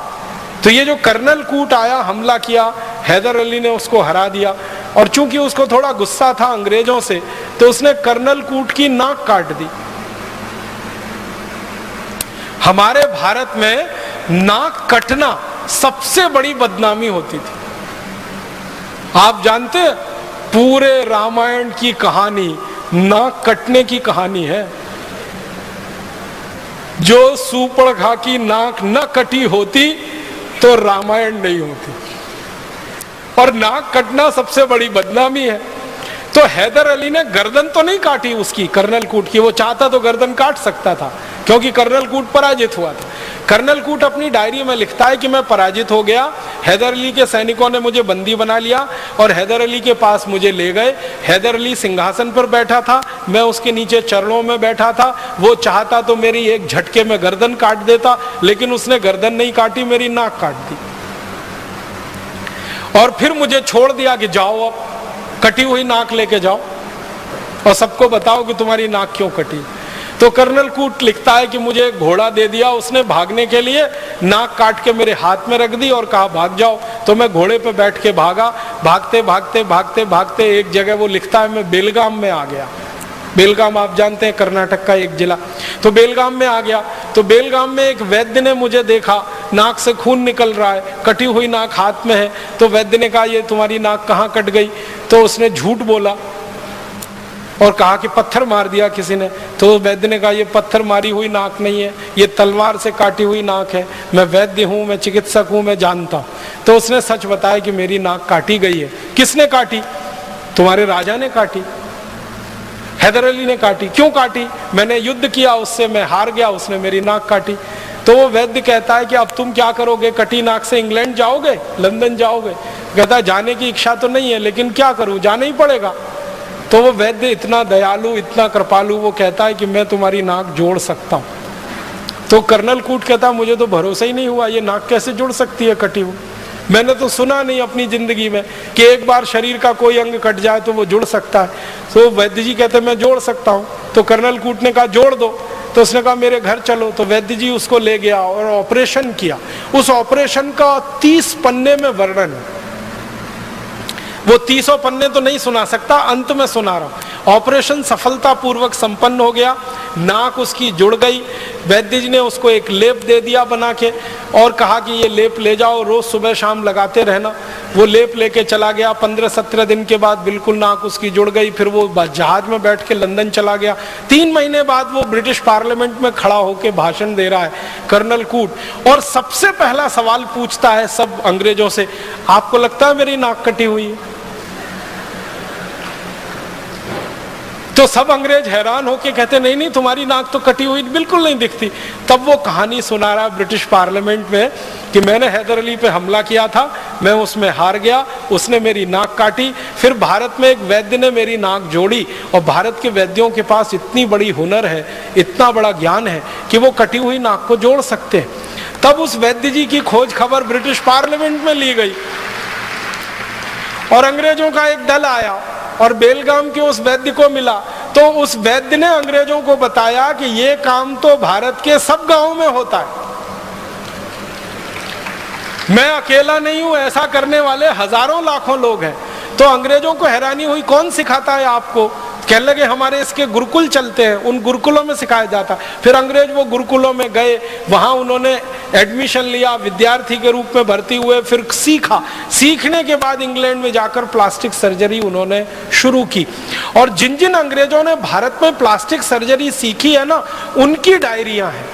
एक अंग्रेज का मैं बताता हूं आपको, वो कहता है कि जब मैंने पहली बार प्लास्टिक सर्जरी सीखी, जिस गुरु से सीखी वो भारत का विशेष आदमी था और वो नाई था जाति का, उसने मुझे सिखाई सर्जरी। ध्यान देना इस बात पर, जाति का नाई, जाति का चर्मकार, जाति का कोई और। हमारे यहाँ ये ज्ञान के बड़े पुलिंदे थे, ज्ञान के बड़े पंडित थे। नाई है इस आधार पर किसी गुरुकुल में उसका प्रवेश वर्जित नहीं था, चर्मकार है इसलिए गुरुकुल में प्रवेश वर्जित नहीं था। जाति के आधार पर हमारे यहाँ गुरुकुलों में प्रवेश नहीं हुआ है और जाति के आधार पर हमारे यहाँ शिक्षा की भी व्यवस्था नहीं है। वर्ण व्यवस्था के आधार पर हमारे यहाँ सब कुछ चलता रहा है। तो नाई भी सर्जन है, चर्मकार भी सर्जन है। और वो अंग्रेज लिखता है कि चर्मकार तो ज्यादा अच्छा सर्जन इसलिए हो सकता है कि उसको चमड़ा सिलना सबसे अच्छे तरीके से आता है। तो शरीर का चमड़ा सिलना हो या जानवर का, बात तो एक ही है। तो हमारे यहाँ ऐसे लोग सर्जरी सीखते रहे। तो एक अंग्रेज कह रहा है कि मैंने जिस गुरु से सर्जरी सीखी, पूना का किस्सा है वो, पूना में जिस गुरु से सीखी वो जात का नाई था। सिखाने के बाद उसने मुझसे एक ऑपरेशन कराया और वो ऑपरेशन का वर्णन है। एक मराठा सैनिक है और ये 1792 की कहानी है। एक मराठा सैनिक है, उसके दोनों हाथ कट गए हैं युद्ध में, और वो उस गुरु के पास आया है कटे हुए हाथ लेकर जोड़ने के लिए। तो गुरु ने वो ऑपरेशन उस अंग्रेज से करवाया जो सीख रहा है, और वो अंग्रेज गुरु के साथ मिलकर बहुत सफलतापूर्वक ऑपरेशन पूरा किया है। और वो अंग्रेज कहता, उसका नाम है डॉक्टर थॉमस क्रूसो, वो अंग्रेज कहता है कि मैंने मेरे जीवन में इतना बड़ा ज्ञान किसी गुरु से सीखा, और इस गुरु ने मुझसे एक पैसा नहीं लिया, फीस नहीं ली। ये मैं बिल्कुल अचंभा मानता हूं, आश्चर्य मानता हूं। और थॉमस क्रूसो ये सीख के गया है। फिर उसने प्लास्टिक सर्जरी का स्कूल खोला, और उस प्लास्टिक सर्जरी के स्कूल में फिर अंग्रेज सीखे हैं, और अंग्रेजों ने सीख सीख कर फिर दुनिया में फैलाया है।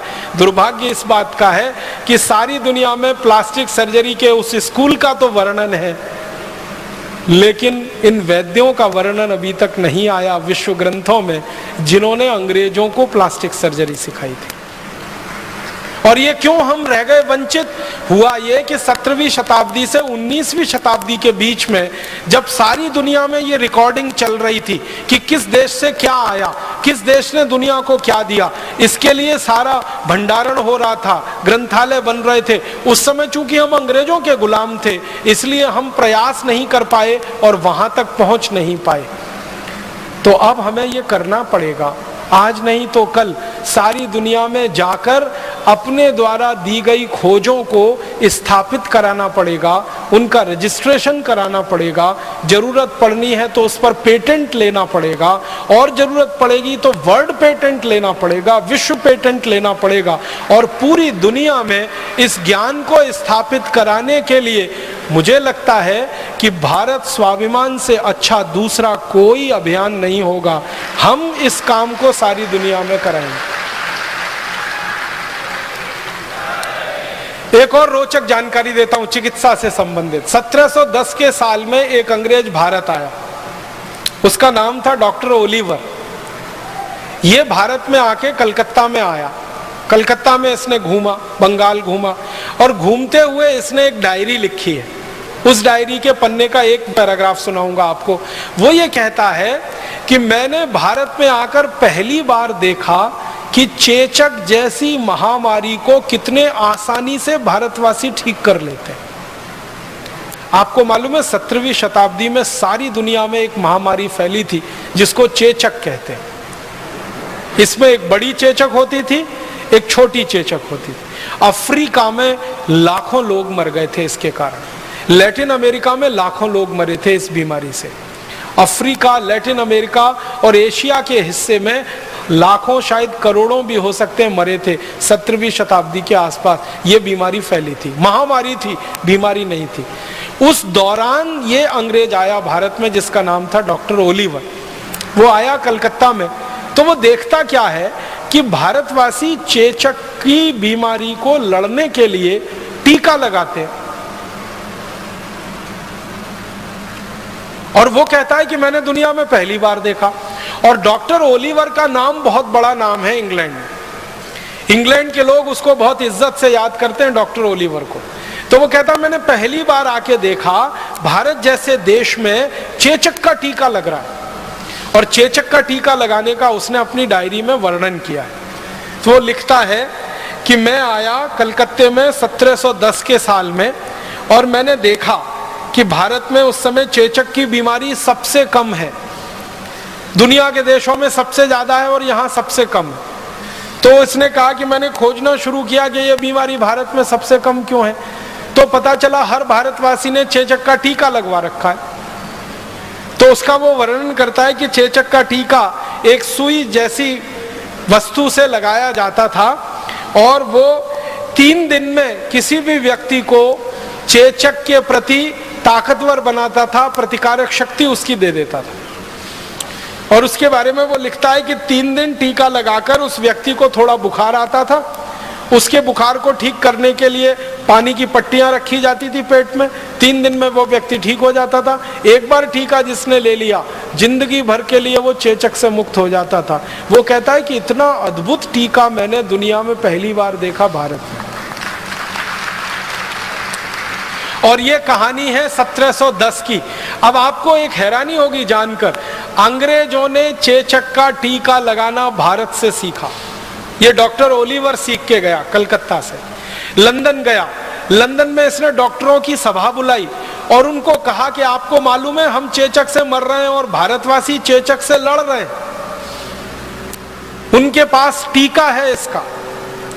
तो कोई अंग्रेज मानने को तैयार नहीं इसकी बात को, वो कहते हैं कि गप मार रहे हो।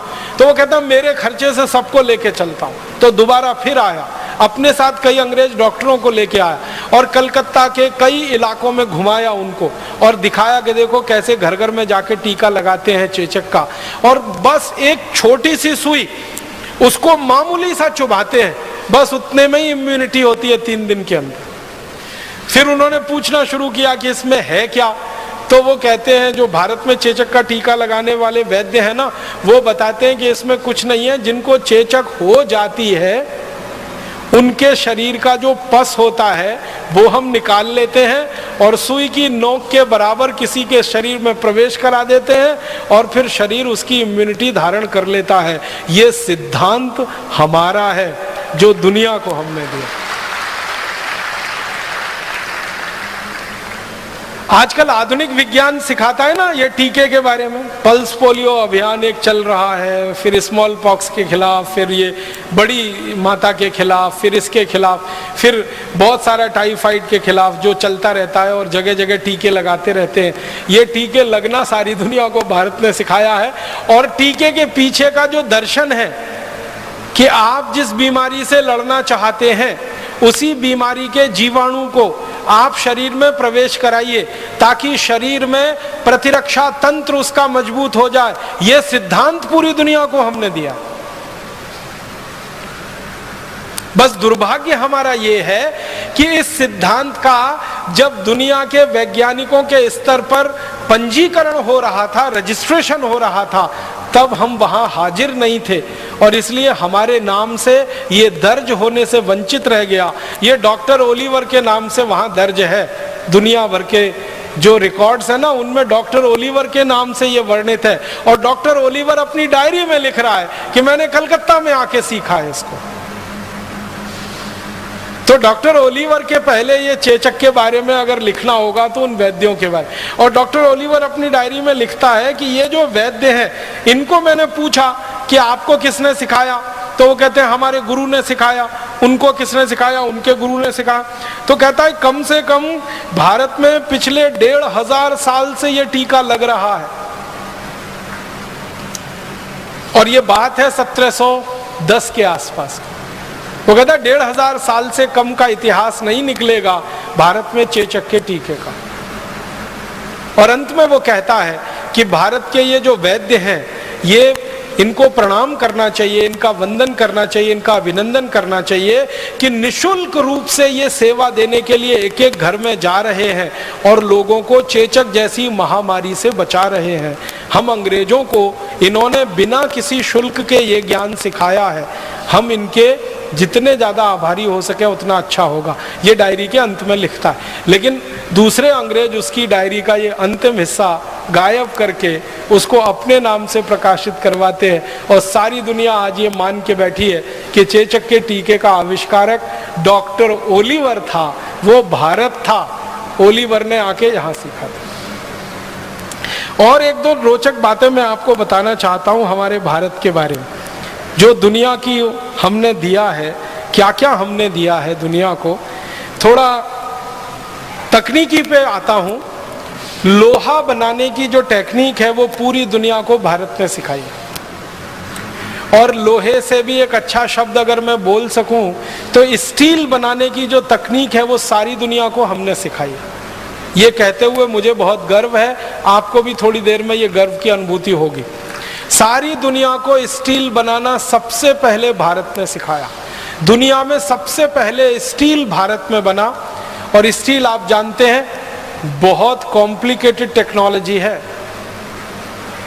आज अगर आप स्टील बनाने की किसी भी फैक्ट्री को देखने जाएं और उस टेक्नोलॉजी को समझने की कोशिश करेंगे तो आपको समझ में आएगा कि कच्चे लोहे से, लोहे के अयस्क से, आयरन ओर से स्टील बनाना आसान काम नहीं है, बहुत मुश्किल काम है।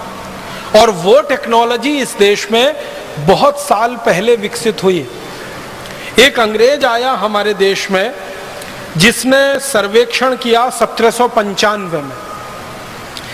उस अंग्रेज के सर्वेक्षण के कुछ वाक्य सुनाता हूं आपको। अंग्रेजी में उसने लिखा, मैं आपको हिंदी में सुना रहा हूं। वो कहता है कि भारत में स्टील बनाने का काम पिछले 1500 साल से हो रहा है। 1795 माने 1800 मान लो, और 1800 से 1500 साल घटा दो तो तीसरी शताब्दी से ईसा के जन्म के 300 साल के बाद क्या समय निकलता है। तीसरी शताब्दी से इस देश में स्टील बनाने का काम हो रहा है।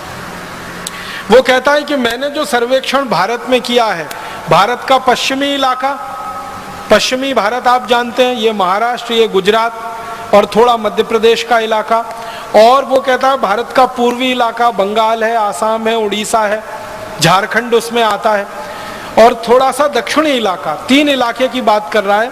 तो इन 3 इलाकों में मैं घूमा हूं और अब तक मैंने भारत में स्टील बनाने के 15,000 छोटे फैक्ट्री चलते देखे। अपनी आंखों की वर्णन कर रहा है वो। कह रहा अब तक मैं घूमा हूं इतने इलाके में 15,000 छोटी फैक्ट्रियां, स्मॉल स्केल फैक्ट्रीज उसने लिखा है। 15,000 छोटी फैक्ट्रियां स्टील बनाने की भारत में चल रही हैं 1795। और वो कहता है कि हर फैक्ट्री में एक दिन में 500 किलो तक स्टील आराम से बनता है। और वो कहता है कि हर एक फैक्ट्री 24 घंटे चलती है और उसमें मजदूरों की 3 पालियां हैं। 8-8 घंटे की 3 पाली में काम होता है, 24 घंटे फैक्ट्री चलती है। और ये फैक्ट्री को जो सबसे महत्वपूर्ण उपकरण लगता है वो लोहा गलाने वाली भट्टी है, जिसको आज हम अंग्रेजी में कहते हैं ना ब्लास्ट फर्नेस। कच्चा लोहा है, वो ब्लास्ट फर्नेस में डाला जाता है, फिर ब्लास्ट फर्नेस में तापमान बढ़ाया जाता है। 1500 डिग्री सेंटीग्रेड, 1400 डिग्री सेंटीग्रेड जब तापमान पहुंचता है तब लोहा पानी की तरह से उबलता है, फिर उसको निकाला जाता है, फिर ठंडा किया जाता है, फिर उसमें निकिल क्रोमियम जैसी चीजें मिला के स्टील तैयार होता है। तो वो कह रहा है कि जो सबसे महत्वपूर्ण फैक्ट्री का उपकरण है वो है भट्टी, ब्लास्ट फर्नेस।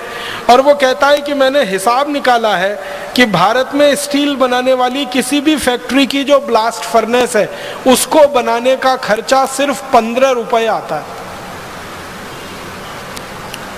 और ये 15 रुपए का आंकड़ा है 1795 का। आज के हिसाब से अगर आप इस आंकड़े को समझने की कोशिश करेंगे तो 300 का गुणा कर दीजिए, तो 15 में 300 का गुणा कर दीजिए तो 15 थी 45, माने 4,500 रुपए में ब्लास्ट फर्नेस बन के तैयार हो जाती है। फिर वो कह रहा है कि एक ब्लास्ट फर्नेस एक दिन में आराम से 1 टन लोहा बना लेती है, स्टील बना लेती है। और वो कहता है कि 1 टन स्टील बनाने में भारत के जो कारीगर हैं उनका खर्चा मात्र 80 रुपए आता है। 1 टन का माने हो गया 1000 किलोग्राम। 1000 किलोग्राम स्टील बनाने का खर्चा 80 रुपए। तो आप जरा कल्पना करिए 1 किलो स्टील बनाने का खर्चा 80 पैसे। और आपको मालूम है इस समय 1 किलो स्टील कितने में बनता है? 40 रुपए। 1795 में हम भारतीय तकनीक से स्टील बनाते थे तो 1 किलो स्टील बनाने का खर्चा 80 पैसे आता था। अब यूरोप के देशों की नकल करी हुई तकनीक से हम स्टील बनाते हैं और 1 किलो स्टील बनाने का खर्चा आता है 40 रुपए। आप बताओ टेक्नोलॉजी वो सुपर्ब थी या आज की सुपर्ब? और आगे लिखता है वो कि हमारे देश में ये स्टील बनने में जो छोटी फैक्ट्रियां हैं वो 10 घंटे लगाती हैं और 10 घंटे में स्टील बनके तैयार हो जाता है। और वो कहता है कि सभी 15,000 जो स्टील बनाने की फैक्ट्रियां हैं इनमें एक दिन में 7,500 मीट्रिक टन लोहा बनता है और एक साल में लगभग 27.5 लाख मीट्रिक टन लोहा तैयार होता है, माने स्टील तैयार होता है। और इस स्टील की सरिया बनती है और ये सरिया भारत से यूरोप में बिकने के लिए जाती है और भारत का स्टील यूरोप के बाजारों में प्रीमियम प्राइस पे बिकता है, माने सबसे महंगी कीमत पर बिकता है, क्योंकि भारत के स्टील की तुलना में दुनिया का कोई स्टील ठहरता नहीं। और अंत में वो लिख रहा है अपनी डायरी में कि भारत का स्टील यूरोप के बाजारों में जब बिकता है तो भारत के व्यापारी उस स्टील के बदले में अगर सोने की मांग करें तो भी व्यापारी सोना देने को तैयार होते हैं, क्योंकि उस क्वालिटी का स्टील दुनिया में कोई नहीं बना सकता। और वो कई बातें कह रहा है। एक बात कह रहा है कि भारत के स्टील को प्रीमियम प्राइस क्यों मिल रहा है दुनिया के बाजार में, तो कहता है कि भारत का स्टील ऐसा अद्भुत है जिसमें जंग नहीं लगता। और आप जानते हैं भारत में इस तरह का स्टील बनाने की हजारों साल से परंपरा है जिसमें जंग नहीं लगता। आप जाइए, मेहरौली नाम का एक गांव है दिल्ली में, उसे देखकर आइए। वहां एक लौह स्तंभ खड़ा हुआ है, सैकड़ों साल से बारिश में भीग रहा है और सैकड़ों साल से हवा के थपेड़े खा रहा है, लेकिन उस लौह स्तंभ में 1 इंच मात्र अभी तक जंग नहीं लगा है। ये भारतीय स्टील की क्वालिटी का नमूना है। तो जो अंग्रेज कह रहा है ना कि भारत का स्टील प्रीमियम प्राइस पे बिकता, वो कहता है इसलिए बिक रहा है क्योंकि ये सबसे अच्छी क्वालिटी का है। और वो कहता है कि दुनिया में भारत के बाद अगर सबसे अच्छा स्टील कोई बना सकता है तो वो स्वीडन है, लेकिन स्वीडन में स्टील बनाने का खर्चा भारत में स्टील बनाने के खर्चे से 100 गुना ज्यादा आता है। हम 80 रुपए का 1 टन स्टील बना लेते हैं और स्वीडन में 8000 रुपए का 1 टन स्टील उस समय बनता है, 1795। और वो कहता है कि भारतवासियों को अपनी इस कला पर और अपनी इस हुनर पर गर्व होने की जरूरत है कि सारी दुनिया में जब कोई नहीं जानता वो तकनीक उनको आती है।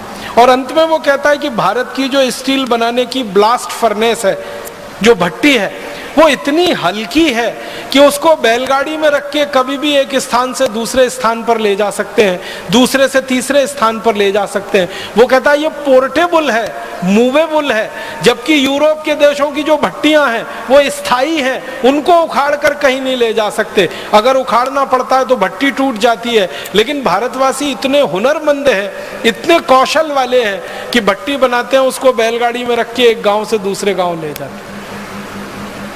और फिर वो कहते हैं कि ये भारतवासियों को कितना ज्ञान है कि एक साधारण सी भट्टी में 1400 डिग्री तापमान पैदा कर लेते हैं। आप जानते हैं 1400 डिग्री तापमान पैदा करना आसान काम नहीं है, बहुत मुश्किल काम है। और ये भी तब 17वीं शताब्दी में। आज तो हम बिजली की मदद से चाहें तो 2000 डिग्री 3000 डिग्री तक जा सकते हैं, लेकिन जब बिजली नहीं थी तब हम 1400 डिग्री का तापमान पैदा कर सकते थे। और वो कहता है कि इसके लिए एक सबसे बड़ा कारण है कि भारत में सबसे अच्छे किस्म का लोहा मिलता है और सबसे अच्छे किस्म का कोयला मिलता है। उस कोयले और लोहे के सम्मिश्रण से ये स्टील बनता है। कोयला 1400 डिग्री तापमान पैदा कर देता है और लोहा उसमें गल जाता है और स्टील बना देता है। तो स्टील बनाना सारी दुनिया को हमने सिखा। ये जो अंग्रेज है जो आया भारत में सर्वेक्षण किया, इसने सीखा और सीखने के बाद ये लंदन गया। लंदन में जाके इसने एक स्कूल खोला, मेटलर्जी का स्कूल खोला, उसमें स्टील बनाना अंग्रेजों को सिखाया। और फिर दुर्भाग्य से इसी के नाम से दर्ज हो गया कि स्टील का सबसे पहला बनाने वाला ये अंग्रेज, लेकिन उसने भारत से सीखा है। ये बात अभी दर्ज होना बाकी है। एक दो और उदाहरण देता हूं, हमने दुनिया को और क्या क्या दिया है।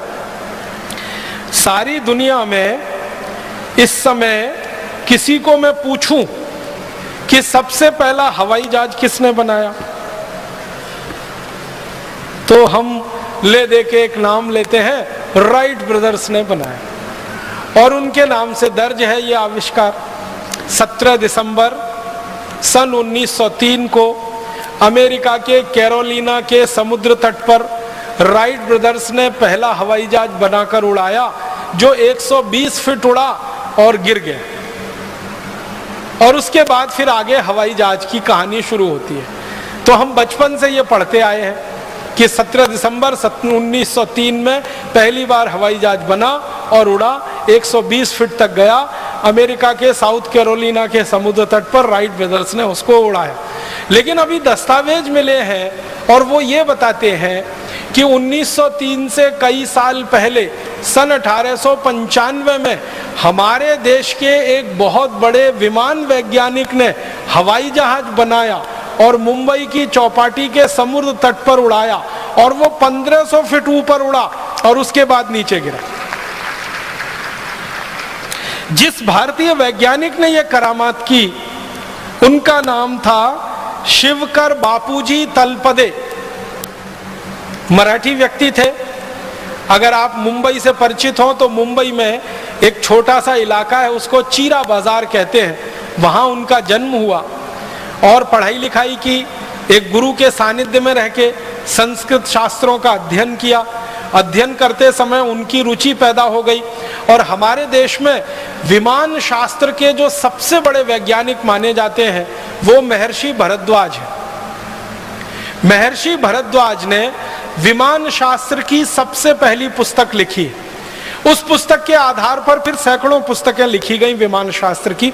सबसे पहली पुस्तक महर्षि भरद्वाज की है विमान शास्त्र की।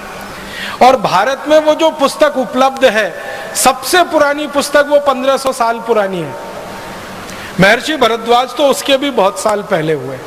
तो महर्षि भरद्वाज ने विमान शास्त्र पे सबसे ज्यादा शोध किया। ये जो शिवकर बापूजी तलपदे थे, इनके हाथ में महर्षि भरद्वाज की वो पुस्तक लग गई विमान शास्त्र। उस पुस्तक को आद्योपांत उन्होंने पढ़ा। उस पुस्तक के बारे में उन्होंने कुछ रोचक बातें कही हैं। एक बात उन्होंने कही कि इस पुस्तक के 8 अध्यायों में विमान बनाने की तकनीकी का ही वर्णन है। 8 अध्याय। और वो कहते हैं कि 8 अध्याय में 100 खंड हैं जिनमें विमान बनाने की टेक्नोलॉजी का विस्तार से वर्णन है। फिर आगे कहते हैं कि महर्षि भरद्वाज ने अपनी पूरी पुस्तक में विमान बनाने के 500 सिद्धांत लिखे। आप इस बात को जरा फिर से सुनिएगा। एक सिद्धांत पर पूरा विमान बन जाता है। ध्यान दीजिएगा, एक सिद्धांत होता है, एक प्रिंसिपल होता है, उस पे इंजन बन जाता है और विमान बन जाता है। ऐसे 500 सिद्धांत लिखे हैं महर्षि भरद्वाज ने। माने 500 तरह के विमान बनाए जा सकते हैं हर एक सिद्धांत पर। और उस पुस्तक के बारे में तलपदे जी लिखते हैं कि ये 500 सिद्धांतों के 3000 श्लोक हैं। विमान शास्त्र में 3000 श्लोक हैं। और वो कहते हैं, आप जानते हैं ये जो टेक्नोलॉजी होती है, ये जो तकनीकी होती है, उसका एक प्रोसेस होता है, एक प्रक्रिया होती है और हर एक तकनीकी की एक विशेष प्रक्रिया होती है। तो महर्षि भरद्वाज ने 32 प्रक्रियाओं का वर्णन किया है। 32 तरह से 500 किस्म के विमान बनाए जा सकते हैं। इस बात को जरा समझिएगा, मुझे देर में समझ में आई। 32 तरीके हैं 500 तरह के विमान बनाने के। माने एक विमान बनाने के 32 तरीके, 2 विमान बनाने के 32 तरीके, 500 विमान बनाने के 32 तरीके उस पुस्तक में है विमान शास्त्र। 3000 श्लोक है, 100 खंड है और 8 अध्याय है। कितना बड़ा ग्रंथ है ये। इस ग्रंथ को शिवकर बापूजी तलपदे ने पढ़ा अपने विद्यार्थी जीवन से और पढ़ पढ़कर परीक्षण किए और परीक्षण करते करते 1895 में वो सफल हो गए और उन्होंने पहला विमान बना लिया। और उस विमान को बना लिया तो उन्होंने उसको उड़ाकर भी दिखाया और उसको देखने के लिए भारत के बड़े बड़े लोग गए। हमारे देश के उस समय के एक बड़े व्यक्ति हुआ करते थे, महादेव गोविंद रानाडे, जो अंग्रेजी न्याय व्यवस्था में जज की हैसियत से काम किया करते थे मुंबई हाई कोर्ट में। तो रानाडे जी गए उसको देखने के लिए। बड़ोदरा के एक बड़े राजा हुआ करते थे गायकवाड़ करके, वो गए उस विमान को देखने के लिए। ऐसे 20 बड़े लोगों के सामने और हजारों लोगों की उपस्थिति में शिवकर बापूजी तलपदे ने अपना विमान उड़ाया। और हैरानी की बात यह थी कि उस विमान को उन्होंने उड़ाया, उसमें खुद नहीं बैठे, बिना चालक के उड़ा दिया उसको।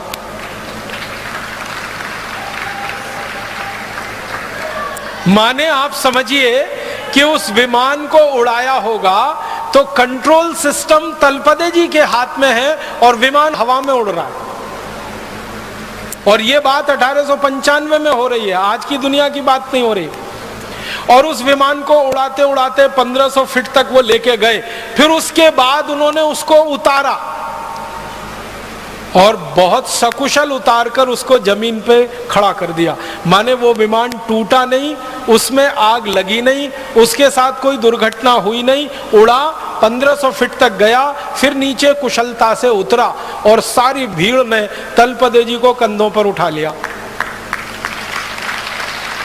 महाराजा गायकवाड़ ने उनके लिए इनाम की घोषणा की, एक जागीर उनके लिए घोषणा कर दी कि ये पूरी जागीर इनको दूंगा।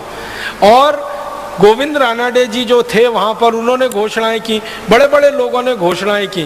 तलपदे जी का ये कहना था कि मैं ऐसे कई विमान बना सकता हूं, मुझे पैसे की कुछ जरूरत है, आर्थिक रूप से मेरी अच्छी स्थिति नहीं है। तो लोगों ने इतना पैसा इकट्ठा करने की घोषणा की कि आगे तो उनको कोई जरूरत नहीं थी। लेकिन तभी उनके साथ एक धोखा हुआ। धोखा क्या हुआ? अंग्रेजों की एक कंपनी थी, उसका नाम था रैली ब्रदर्स करके। वो आई उनके पास, तलपदे जी के पास, और तलपदे जी को कहा कि ये जो विमान आपने बनाया है इसका ड्राइंग हमें दे दीजिए। तलपदे जी ने कहा कि उसका कारण बताइए। तो उन्होंने कहा कि हम आपकी मदद करना चाहते हैं, आपने ये जो आविष्कार किया है इसको सारी दुनिया के सामने लाना चाहते हैं, आपके पास पैसे की बहुत कमी है, हमारी कंपनी काफ़ी पैसा इस काम में लगा सकती है, लिहाजा हमारे साथ आप समझौता कर लीजिए और इस विमान की डिज़ाइन दे दीजिए। तलपदे जी भोले भाले सीधे साधे आदमी मान गए और कंपनी के साथ उन्होंने एक समझौता कर लिया। उस समझौते में रैली ब्रदर्स जो कंपनी थी, इसने क्या किया, पूरा विमान का मॉडल उनसे ले लिया और ड्राइंग ले ली, डिज़ाइन ले ली, और उसको लेकर ये कंपनी लंदन चली गई। और लंदन के बाद उस समझौते को वो कंपनी भूल गई और वही ड्राइंग और वही डिज़ाइन फिर अमेरिका पहुंच गई। फिर अमेरिका में राइट ब्रदर्स के हाथ में आ गई। फिर राइट ब्रदर्स ने वो विमान बना के अपने नाम से सारी दुनिया में रजिस्टर करा लिया। और तलपदे जी की गलती क्या थी? उनको चालाकी नहीं आती थी, ज्ञान तो बहुत था उनके पास। ये भारत वाली सबसे बड़ी जो समस्या मुझे समझ में आई है 12-15 साल में, कि हमको सब ज्ञान आता है, सब तकनीकी आती है, सब आता है, चालाकी नहीं आती। एक वो गाना है ना, सब कुछ सीखा हमने ना सीखी होशियारी, ये भारतवासियों पे फिट है बिल्कुल। और ये अंग्रेजों को और अमरीकियों को कुछ नहीं आता, सिर्फ चालाकी आती है। उनके पास ना ज्ञान है, ना उनके पास कोई आधार है, उनको एक ही चीज आती है, चालाकी। और चालाकी में वो नंबर 1 है। किसी का दुनिया में कुछ भी नया मिले, उसकी चालाकी करके अपने पास ले लो और अपने नाम से उसको प्रकाशित कर दो। ये हुआ। शिवकर बापूजी तलपदे ने 1895 में बनाया हुआ विमान सारी दुनिया के सामने अब ये घोषित करता है कि विमान सबसे पहले अमरीकी ब्रदर्स राइट ब्रदर्स ने बनाया, 1903 में बनाया, 17 दिसंबर को दिखा। उससे कई साल पहले, अगर आप साल ही जोड़ेंगे तो कम से कम 8 साल पहले भारत में विमान बन चुका था और सारे देश के सामने वो दिखाया जा चुका था। अब हमें इस बात के लिए लड़ाई करनी है अमरीकियों से और यूरोपियन लोगों से कि ये तो हमारे नाम ही दर्ज होना चाहिए। और रैली ब्रदर्स कंपनी ने जो बेईमानी और बदमाशी की थी समझौते के बाद, उसका उस कंपनी को हर्जाना देना चाहिए, क्योंकि समझौता करने के बाद बेईमानी की थी।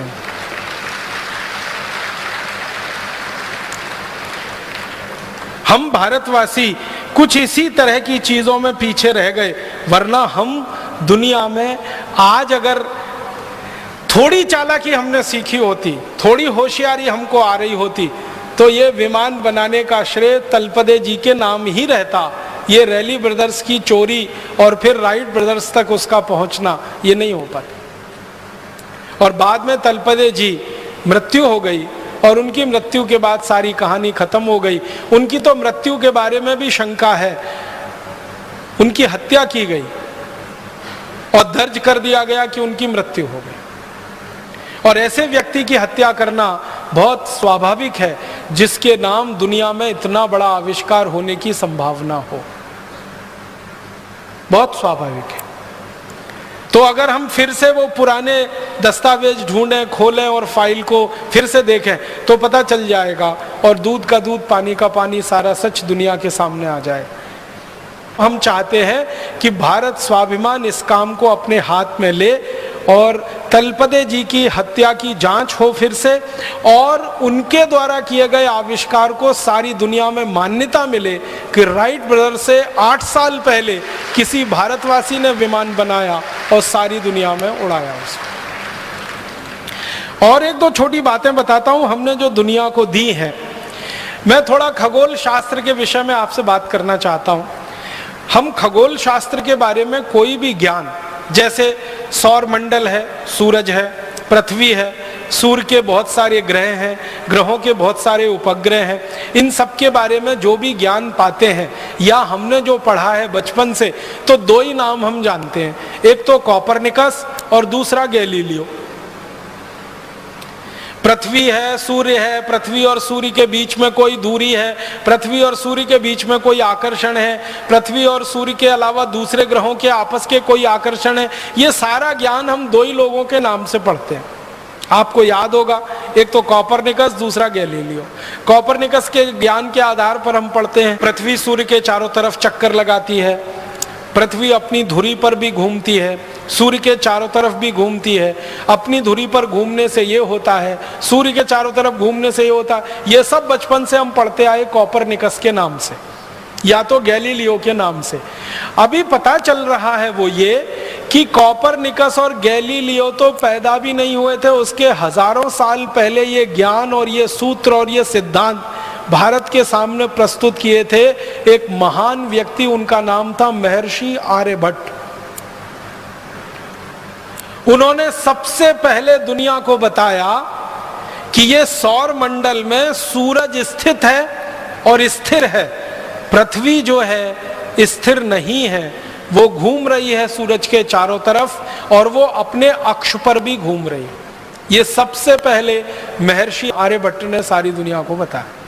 उसके बाद उन्होंने जो सूत्र दिए, उन सूत्रों के आधार पर पृथ्वी और सूर्य के बीच की दूरी निकाली गई और आप हैरान हो जाएंगे, महर्षि आर्यभट्ट ने जो दूरी निकाल के दे दी, वो दूरी को आज तक दुनिया का कोई खगोल शास्त्री चुनौती नहीं दे पाया, आज तक नहीं दे पाया।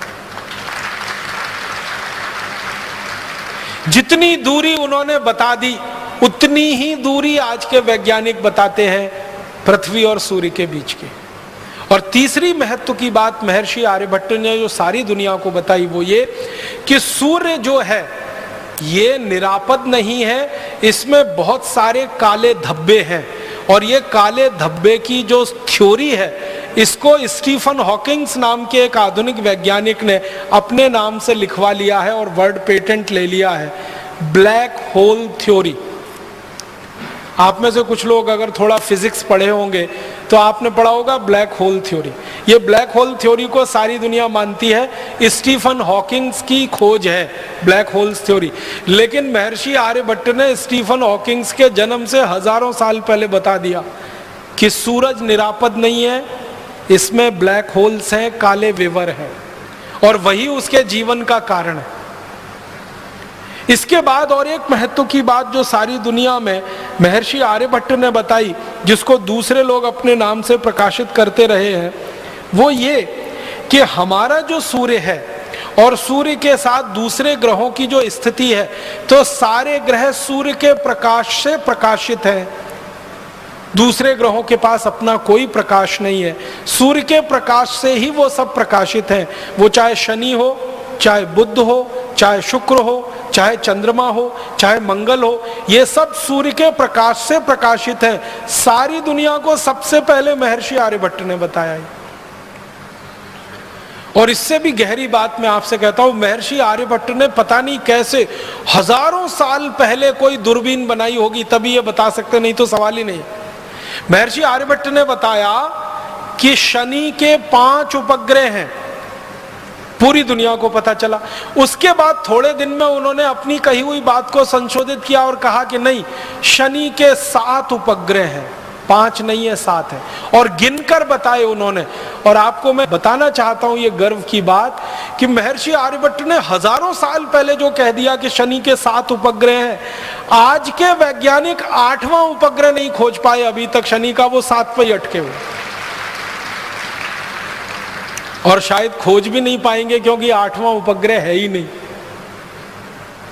होता तो वो खुद ही बता के चले गए।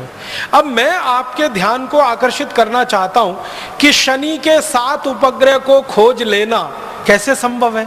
बिना दूरबीन के तो सवाल ही नहीं उठता, हो ही नहीं सकता। इसका माने बहुत साफ है कि महर्षि आर्यभट्ट ने दुनिया की सबसे पहली दूरबीन बनाई होगी और उससे देखकर यह बताया होगा, और सारी दुनिया में दूरबीन बनाना लोगों ने उसकी नकल करके सीखा होगा। महर्षि आर्यभट्ट ने एक पुस्तक लिखी है, बड़ी पुस्तक है, बृहद संहिता उसका नाम है, और एक दूसरी पुस्तक है आर्यभट्ट संहिता उसका नाम है। इन दोनों पुस्तकों में सैकड़ों नहीं हजारों सूत्र हैं सूरज के बारे में, चंद्रमा के बारे में, और दूसरे ग्रहों के सूरज के अंतर संबंधों के बारे में। और आप जानते हैं सबसे पहले दुनिया में ग्रहण के बारे में, चंद्र ग्रहण होगा, सूर्य ग्रहण होगा, इस तिथि को होगा, इस दिनांक को होगा, इस साल में पड़ेगा, ये सारे के सारे ठीक ठीक गणनाएं सबसे पहले शुरू किया महर्षि आर्यभट्ट ने।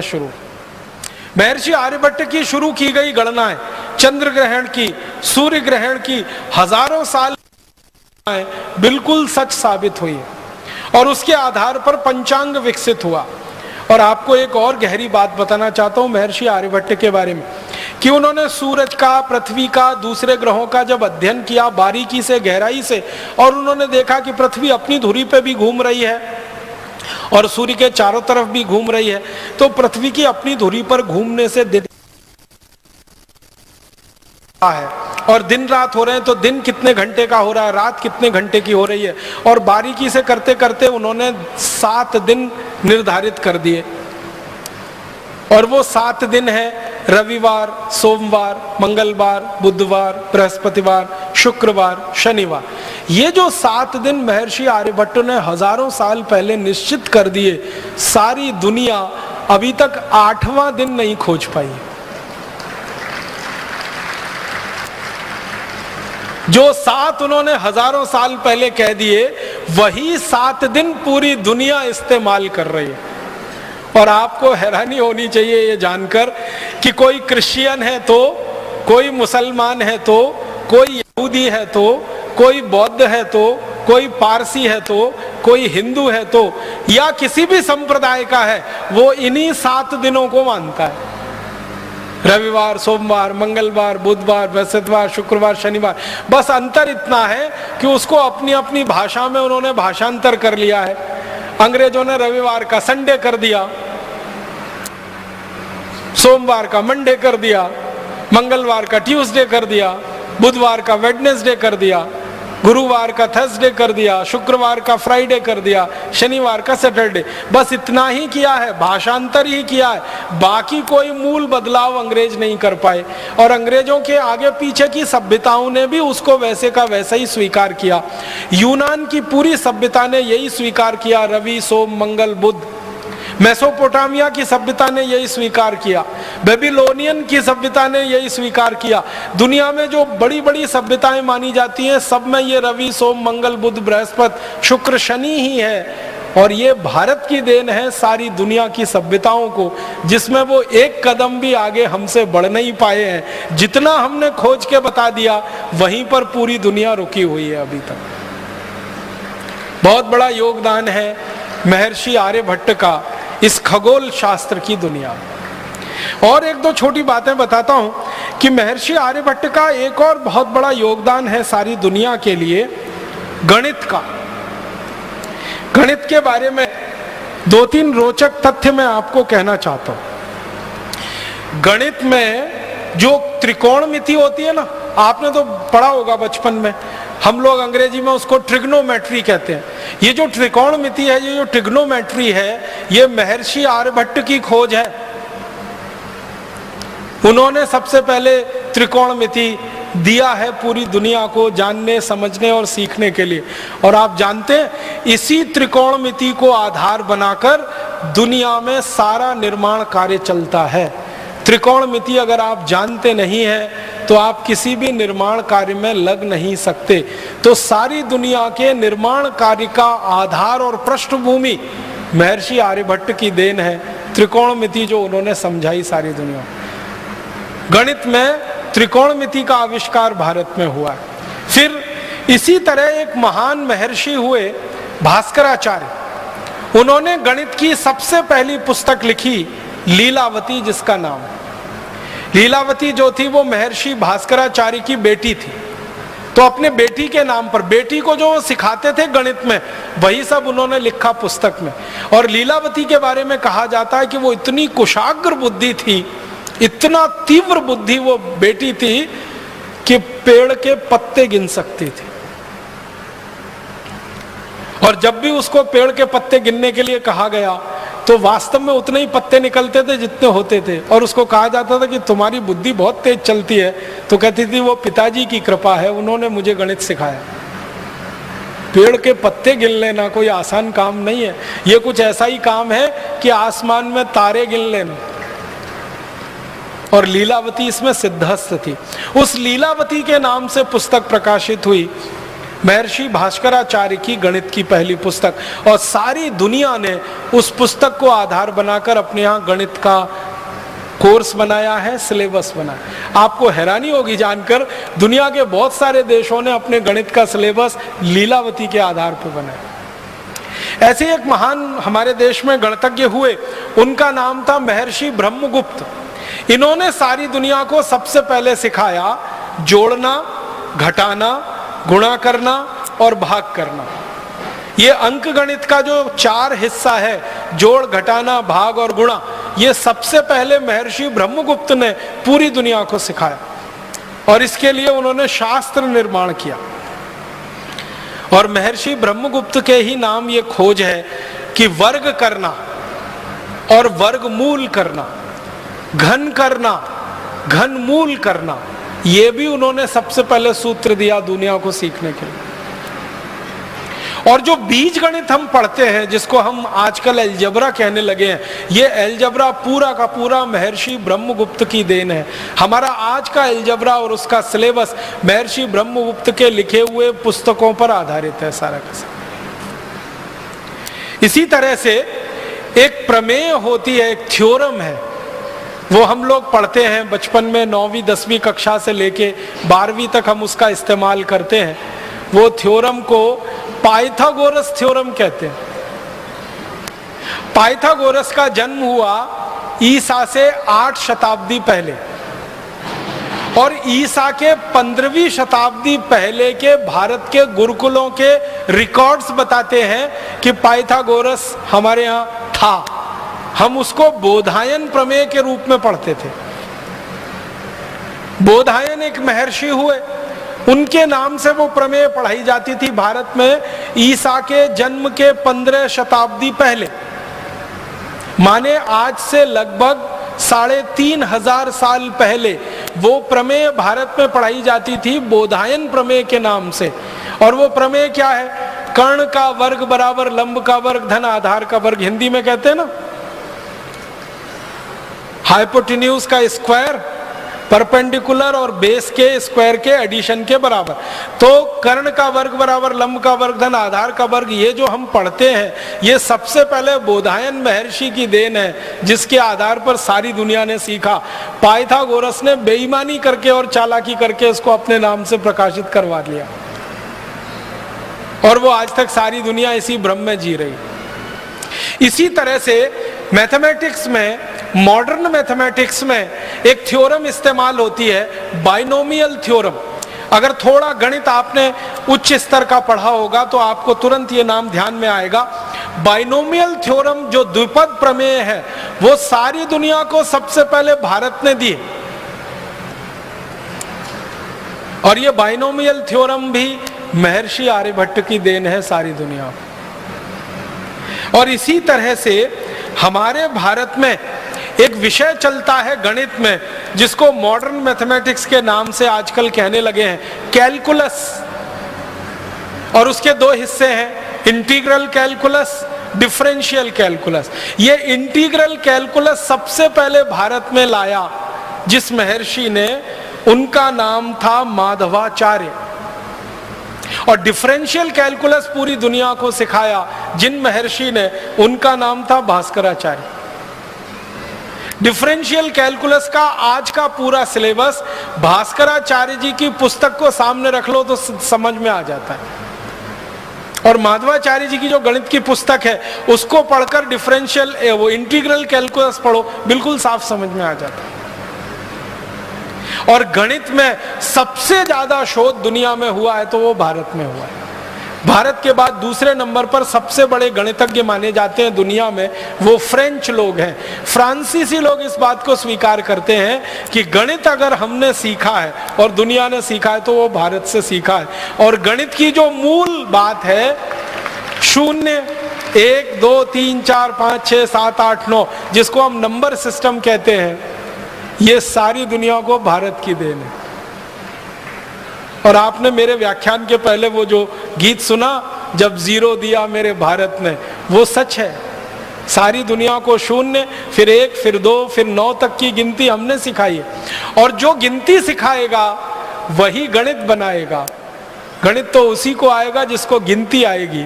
जिन्होंने गिनती गिनी है और जिन्होंने गिनती पढ़ी है वही गणित बना सकते हैं और गणित सिखा सकते हैं। तो भारत ने सारी दुनिया को गिनती दी है, गणित दिया है, गणित के सूत्र दिए हैं। और कुछ गणित के सूत्रों के बारे में तो आप सब जानते हैं। वैदिक गणित का नाम आपने सुना है? वैदिक गणित के सूत्र 17 सूत्र हैं। इन सूत्रों को जो सीख लेगा वो गणित का इतना बड़ा पंडित हो जाएगा कि कैलकुलेटर से ज्यादा तेज कैलकुलेशन वो कर पाएगा। कुछ भारतवासी सारी दुनिया में अपना चमत्कार दिखाते रहते हैं गणित का।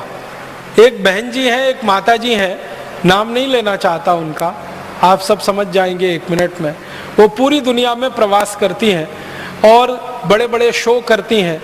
लाखों रुपए उस शो के वो लेती हैं। एक एक व्यक्ति उस शो में जाए तो हजारों रुपए की टिकट खरीदता है, डॉलर्स में खरीदता है। और वो माताजी सबको यही बताती हैं गणित के सूत्र, और चमत्कारिक तरीके से बताती है। 10 अंक का कुछ संख्या लिख दो और 10 अंक की एक संख्या लिख दो, दोनों का गुणा कर दो। कैलकुलेटर जितनी देर में बताएगा वो माताजी उसके पहले बता देती है। और लाखों डॉलर बरसते हैं उनके ऊपर। वो कुछ भी नहीं है, वैदिक मैथमेटिक्स के सूत्र हैं। कोई सीख लेगा तो वो बता देगा, उसमें कौन सी खास बात है। और उनके बारे में अखबारों में बड़ा बड़ा विज्ञापन आता है, जिनका दिमाग कंप्यूटर से ज्यादा तेज चलता है, जिनके गणित की गणनाएं कंप्यूटर से ज्यादा तेज हैं, ऐसी माताजी का व्याख्यान सुनने आइए या दर्शन करने आइए।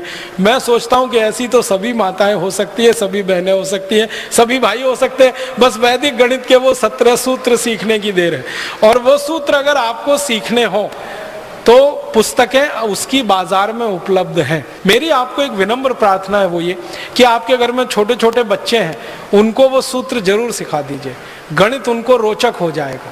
हमारे देश के बच्चों को गणित में ही सबसे ज्यादा बोरियत आती है, क्योंकि आज जो हम गणित सीखते हैं और सिखाते हैं वो अंग्रेजों के तरीके से सीखते हैं और अंग्रेजों के तरीके से सिखाते हैं। उसमें रस बिल्कुल नहीं है। लेकिन ये जो वैदिक गणित लिखा गया है, इसको सीखने में इतना रस है कि आप 90 साल के भी हो जाएं तो भी आप वैसे ही सीखेंगे जैसे 15-17 साल के बच्चे सीखते हैं। हमारे भारत में शिक्षा के बारे में जो सबसे गहरी बात है कि शिक्षा को रसपूर्ण बना के सिखाना, हंसते हंसते सिखा देना, खेलते खेलते सिखा देना, गाना गाते गाते सिखा देना, गीत गाते गाते सिखा देना, दुनिया में कहीं नहीं है ये। तो वैदिक गणित के सूत्रों को आप सीखें, बहुत अच्छा हो। नहीं तो अपने बच्चों को जरूर सिखाएं। पुस्तकें बाजार में उपलब्ध हैं, उनसे आप आसानी से कर सकते हैं। और मेरा तो कहना है कि आप सीखकर दूसरों को सिखाने का अभियान चला सकते हैं। कम से कम ये जो तिलिस्म बना हुआ है 2-3 लोगों के नाम पर कि वो गणना करते हैं कंप्यूटर से ज्यादा तेज, मैं चाहता हूं भारत स्वाभिमान का हर कार्यकर्ता, वो भाई हो या बहन, कंप्यूटर से तेज गणना कर सकता है अगर वैदिक गणित के ये सूत्र सीख लें। एक दो बात और कहना चाहता हूं। हम भारतवासियों ने दुनिया को और क्या क्या दिया है। सारी दुनिया को सबसे पहले बर्फ बनाना हमने सिखाया। अद्भुत देश है ये भारत। यहाँ बर्फ सबसे कम है, लेकिन बर्फ बनाना सबसे ज्यादा हम ही जानते हैं। भारत में बर्फ जहां है ना, वो कुल मिला के 2-4 राज्य हैं। एक तो जम्मू कश्मीर है, एक तो हिमाचल प्रदेश है, एक तो हमारा ये उत्तराखंड है, और थोड़ा बहुत उत्तर पूर्व के कुछ प्रदेश हैं छोटे, जहां पर बर्फ गिरती है।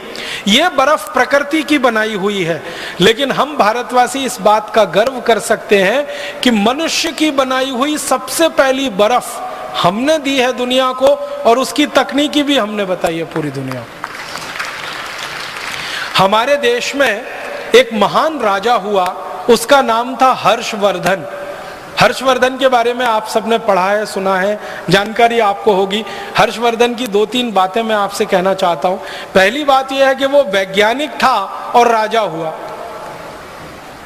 सबसे बड़ी बात उसके बारे में जो दुनिया नहीं जानती वो ये कि वो खाली राजा नहीं था, वो वैज्ञानिक था और राजा हुआ, और चक्रवर्ती सम्राट हुआ। चक्रवर्ती सम्राट का मतलब आप समझते हैं? भारत में चक्रवर्ती सम्राट कौन हो सकता है? जो एक गांव का राजा होता है उसको हमारे देश में कहा जाता है सरपंच। जो 10 गांव का राजा होता है उसको कहा जाता है नायक। जो 100 गांव का राजा होता है उसको कहते हैं सामंत। जो 1000 गांव का राजा होता है उसको कहते हैं राजा। फिर 10,000 गांव का जो हो जाए राजा वो महाराजा। फिर 1 लाख गांव का जो हो जाए वो सम्राट, और 7 लाख गांव का जो राजा हो वो चक्रवर्ती सम्राट। और भारत में लगभग 7 लाख ही गांव रहे। तो हर्षवर्धन चक्रवर्ती सम्राट था, माने पूरे भारत का राजा था। एक बात, वैज्ञानिक था। दूसरी बात, और विज्ञान की किस भाषा में उसको दक्षता थी? केमिस्ट्री में, रसायन शास्त्र का बहुत बड़ा ज्ञाता था वो। केमिस्ट्री उसको बहुत आती। जब वो राजा बना, उसकी बेटी बीमार हो गई और उसको बहुत तेज बुखार आया। तो पहली बार उसने अपनी बेटी का बुखार उतारने के लिए बर्फ बनवाई और उसका इस्तेमाल किया। हर्ष चरित्रम करके एक पुस्तक लिखी गई हर्षवर्धन के बारे में, और हर्ष चरित्रम में इसका विस्तार से वर्णन है कि राजा हर्षवर्धन अपनी बेटी का बुखार ठीक करने के लिए बर्फ का इस्तेमाल कर रहा है, और वो बर्फ बनाने की पूरी तकनीकी है। और राजा हर्षवर्धन का जो समय है ना, वो 6वीं शताब्दी का है, माने आज से लगभग 1500 साल पहले, 1400 साढ़े 1400 साल पहले।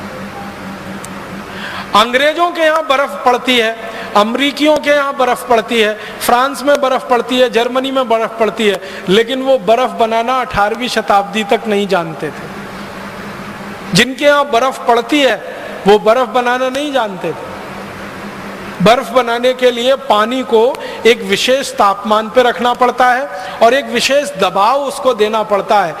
एटमॉस्फेरिक प्रेशर और टेम्परेचर दोनों को कंट्रोल करके ही बर्फ बन सकती है। बहुत जटिल प्रक्रिया है, आसान काम नहीं है ये। लेकिन हर्षवर्धन को ये मालूम था और उसने बर्फ बनाना और बनवाना अपने राज्य में शुरू किया था। उस समय से भारत में बर्फ बनाने की परंपरा है। बर्फ हमारे यहाँ भगवान के द्वारा बहुत कम दी गई है, लेकिन बनाना हमको दुनिया में सबसे पहले आया। अब हमको ये स्थापित कराना अभी बाकी है कि सबसे पहले बर्फ भारत में बनी। अंग्रेज लोग बताते हैं कि उन्होंने सबसे पहले बर्फ 18वीं शताब्दी में बनाई। हमने उनसे 1000 साल पहले बर्फ बनाई थी। सारी दुनिया को ये बर्फ बनाने की टेक्नोलॉजी हमने दी है। कागज बनाना पूरी दुनिया को भारत ने सिखाया। कागज बनाना सबसे पहले भारत में शुरू हुआ। हमारे भारत में एक घास होती है, उसको सन कहते हैं, और एक घास होती है उसको मूंज कहते हैं। गांव के लोग हैं उनको तो ये दोनों शब्द अच्छे से समझ में आएंगे। एक सन होती है और एक मूंज होती है। मूंज जो है ना बहुत तीखी होती है, उंगली को काट सकती है और खून निकाल सकती है। सन वाली घास जो होती है वो थोड़ी नरम होती है, उंगली को काटती वाटती नहीं। और भारत के हर गांव में इफरात में होती है और फोकट में होती है। पूर्वी भारत और मध्य भारत में तो हर गांव में होती है, बंगाल में, उत्तर प्रदेश में, बिहार में, झारखंड में, उड़ीसा में, आसाम में, कोई गांव नहीं जहां सन ना हो, मूंज ना हो। तो जिन इलाके में सन और मूंज सबसे ज्यादा होती रही है, इसी इलाके में सबसे पहले कागज बनना शुरू हुआ। वो सन की घास से और मूंज की घास से हमने सबसे पहले कागज बनाया, और सबसे पहला कागज बना के दुनिया को हमने दिया। और वो कागज बनाने की तकनीक आज से 2000 साल पुरानी। और चीन के जो दस्तावेज हैं, वहां से ये बात मुझे पता चली। चीनियों के दस्तावेजों में ये लिखा हुआ है कि उन्होंने जो कागज बनाना सीखा वो भारत से सीखा। तो उन्होंने जो कागज बनाना सीखा वो भारत से, यहां से सीखा, सन और मूंज की रस्सी से। इसी तरह से दुनिया में सबसे पहली बैटरी समझते हैं, ड्राई सेल, अंग्रेजी में कहूं तो शायद जल्दी समझ में आए, ड्राई सेल बैटरी सबसे पहले भारत में बनी। और ड्राई सेल बनाने की जो विधि है ना, जो आधुनिक विज्ञान ने भी स्वीकार कर रखी है, वो महर्षि अगस्त्य द्वारा दी गई विधि है। महर्षि अगस्त्य ने सबसे पहली ड्राई सेल बनाई थी, और उसका विस्तार से उनका वर्णन है अगस्त्य संहिता में। पूरा ड्राई सेल बनाने की टेक्नोलॉजी, पूरी तकनीक उन्होंने दी है, और हम में से कई लोगों ने उस तकनीक से बना के देखा है, और ड्राई सेल बनता है, और हजारों वर्ष पहले की वो तकनीक है। इसका माने क्या हुआ? जो देश के वैज्ञानिक और महर्षि ड्राई सेल बनाना जानते हो, वो विद्युत के बारे में भी जानते होंगे, इलेक्ट्रिसिटी के बारे में भी जानते होंगे, करंट के बारे में भी जानते होंगे, क्योंकि ड्राई सेल यही करता है। करंट के फ्लो के लिए ही हम उसका उपयोग करते हैं। ये अलग बात है कि वो डायरेक्ट करंट है, और आज की दुनिया में हम जो इस्तेमाल करते हैं वो अल्टरनेटिव करंट है, लेकिन डायरेक्ट करंट का सबसे पहले जानकारी दुनिया को हुई तो वो भारत में महर्षि अगस्त्य को ही है। इसी तरह से दुनिया में सबसे पहला सिक्का, कॉइन जिसको हम कहते हैं, वो भारत ने बनाया और सारी दुनिया को सिक्का बनाना सिखाया। ये जो सिंधु घाटी की सभ्यता का अगर आप इतिहास पढ़ेंगे तो आज से 3-3.5 साल पहले का इतिहास है। उसमें सिक्के बनाने का बहुत विस्तार से वर्णन है, और सिक्के की ढलाई करने के लिए बहुत सारी फैक्ट्रियों की जानकारी। इसी तरह से जस्ता बनाना, जिंक, सारी दुनिया को भारत ने सिखाया, जिंक बनाना। हमसे पहले कोई नहीं जानता था कि जस्ता कैसे बनता है, जिंक कैसे बनता है। और 13वीं शताब्दी में भारत में एक पुस्तक लिखी गई, उसका नाम था रस रत्न समुच्चय। उस पुस्तक में जिंक बनाने का बहुत विस्तार से वर्णन। पारा बनाना सारी दुनिया को हमने सिखाया। मरकरी जो सबसे मुश्किल है, सबसे जटिल है, वो पारा बनाने का चरक संहिता में बहुत विस्तार से वर्णन है, और रस रत्न समुच्चय में भी बहुत विस्तार से वर्णन। और एक बहुत रोचक जानकारी, दुनिया में सबसे पहले बारूद बना वो भारत में, बस इस्तेमाल उसका हुआ फुलझड़ी चलाने में। ये रोचक बात है। हमने बारूद बनाया सबसे पहले, लेकिन उसका बम नहीं बनाया, उसकी फुलझड़ी बनाई।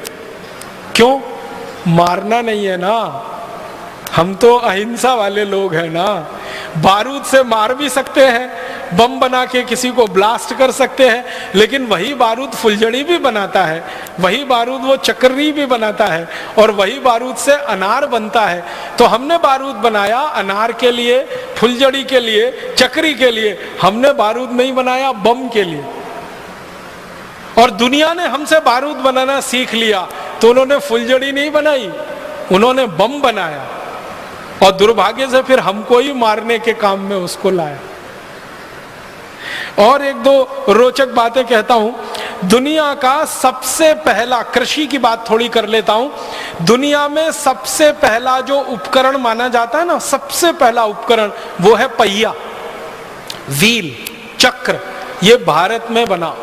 व्हील का इन्वेंशन, व्हील का आविष्कार भारत में हुआ, चक्र का आविष्कार हमारे यहाँ हुआ। उस पहियों को हमने बैलगाड़ी में लगाया और बैलगाड़ी को चलाया। दूसरों ने उस पहियों को हवाई जहाज में लगाया, उसमें चलाया। पहिया तो एक ही है, वो हवाई जहाज में लगे या बैलगाड़ी में। और फिर हमने दुनिया का सबसे पहला कृषि उपकरण दिया, पूरी दुनिया को मालूम नहीं था उसके बारे में, हल, खेत में जोतने वाला हल।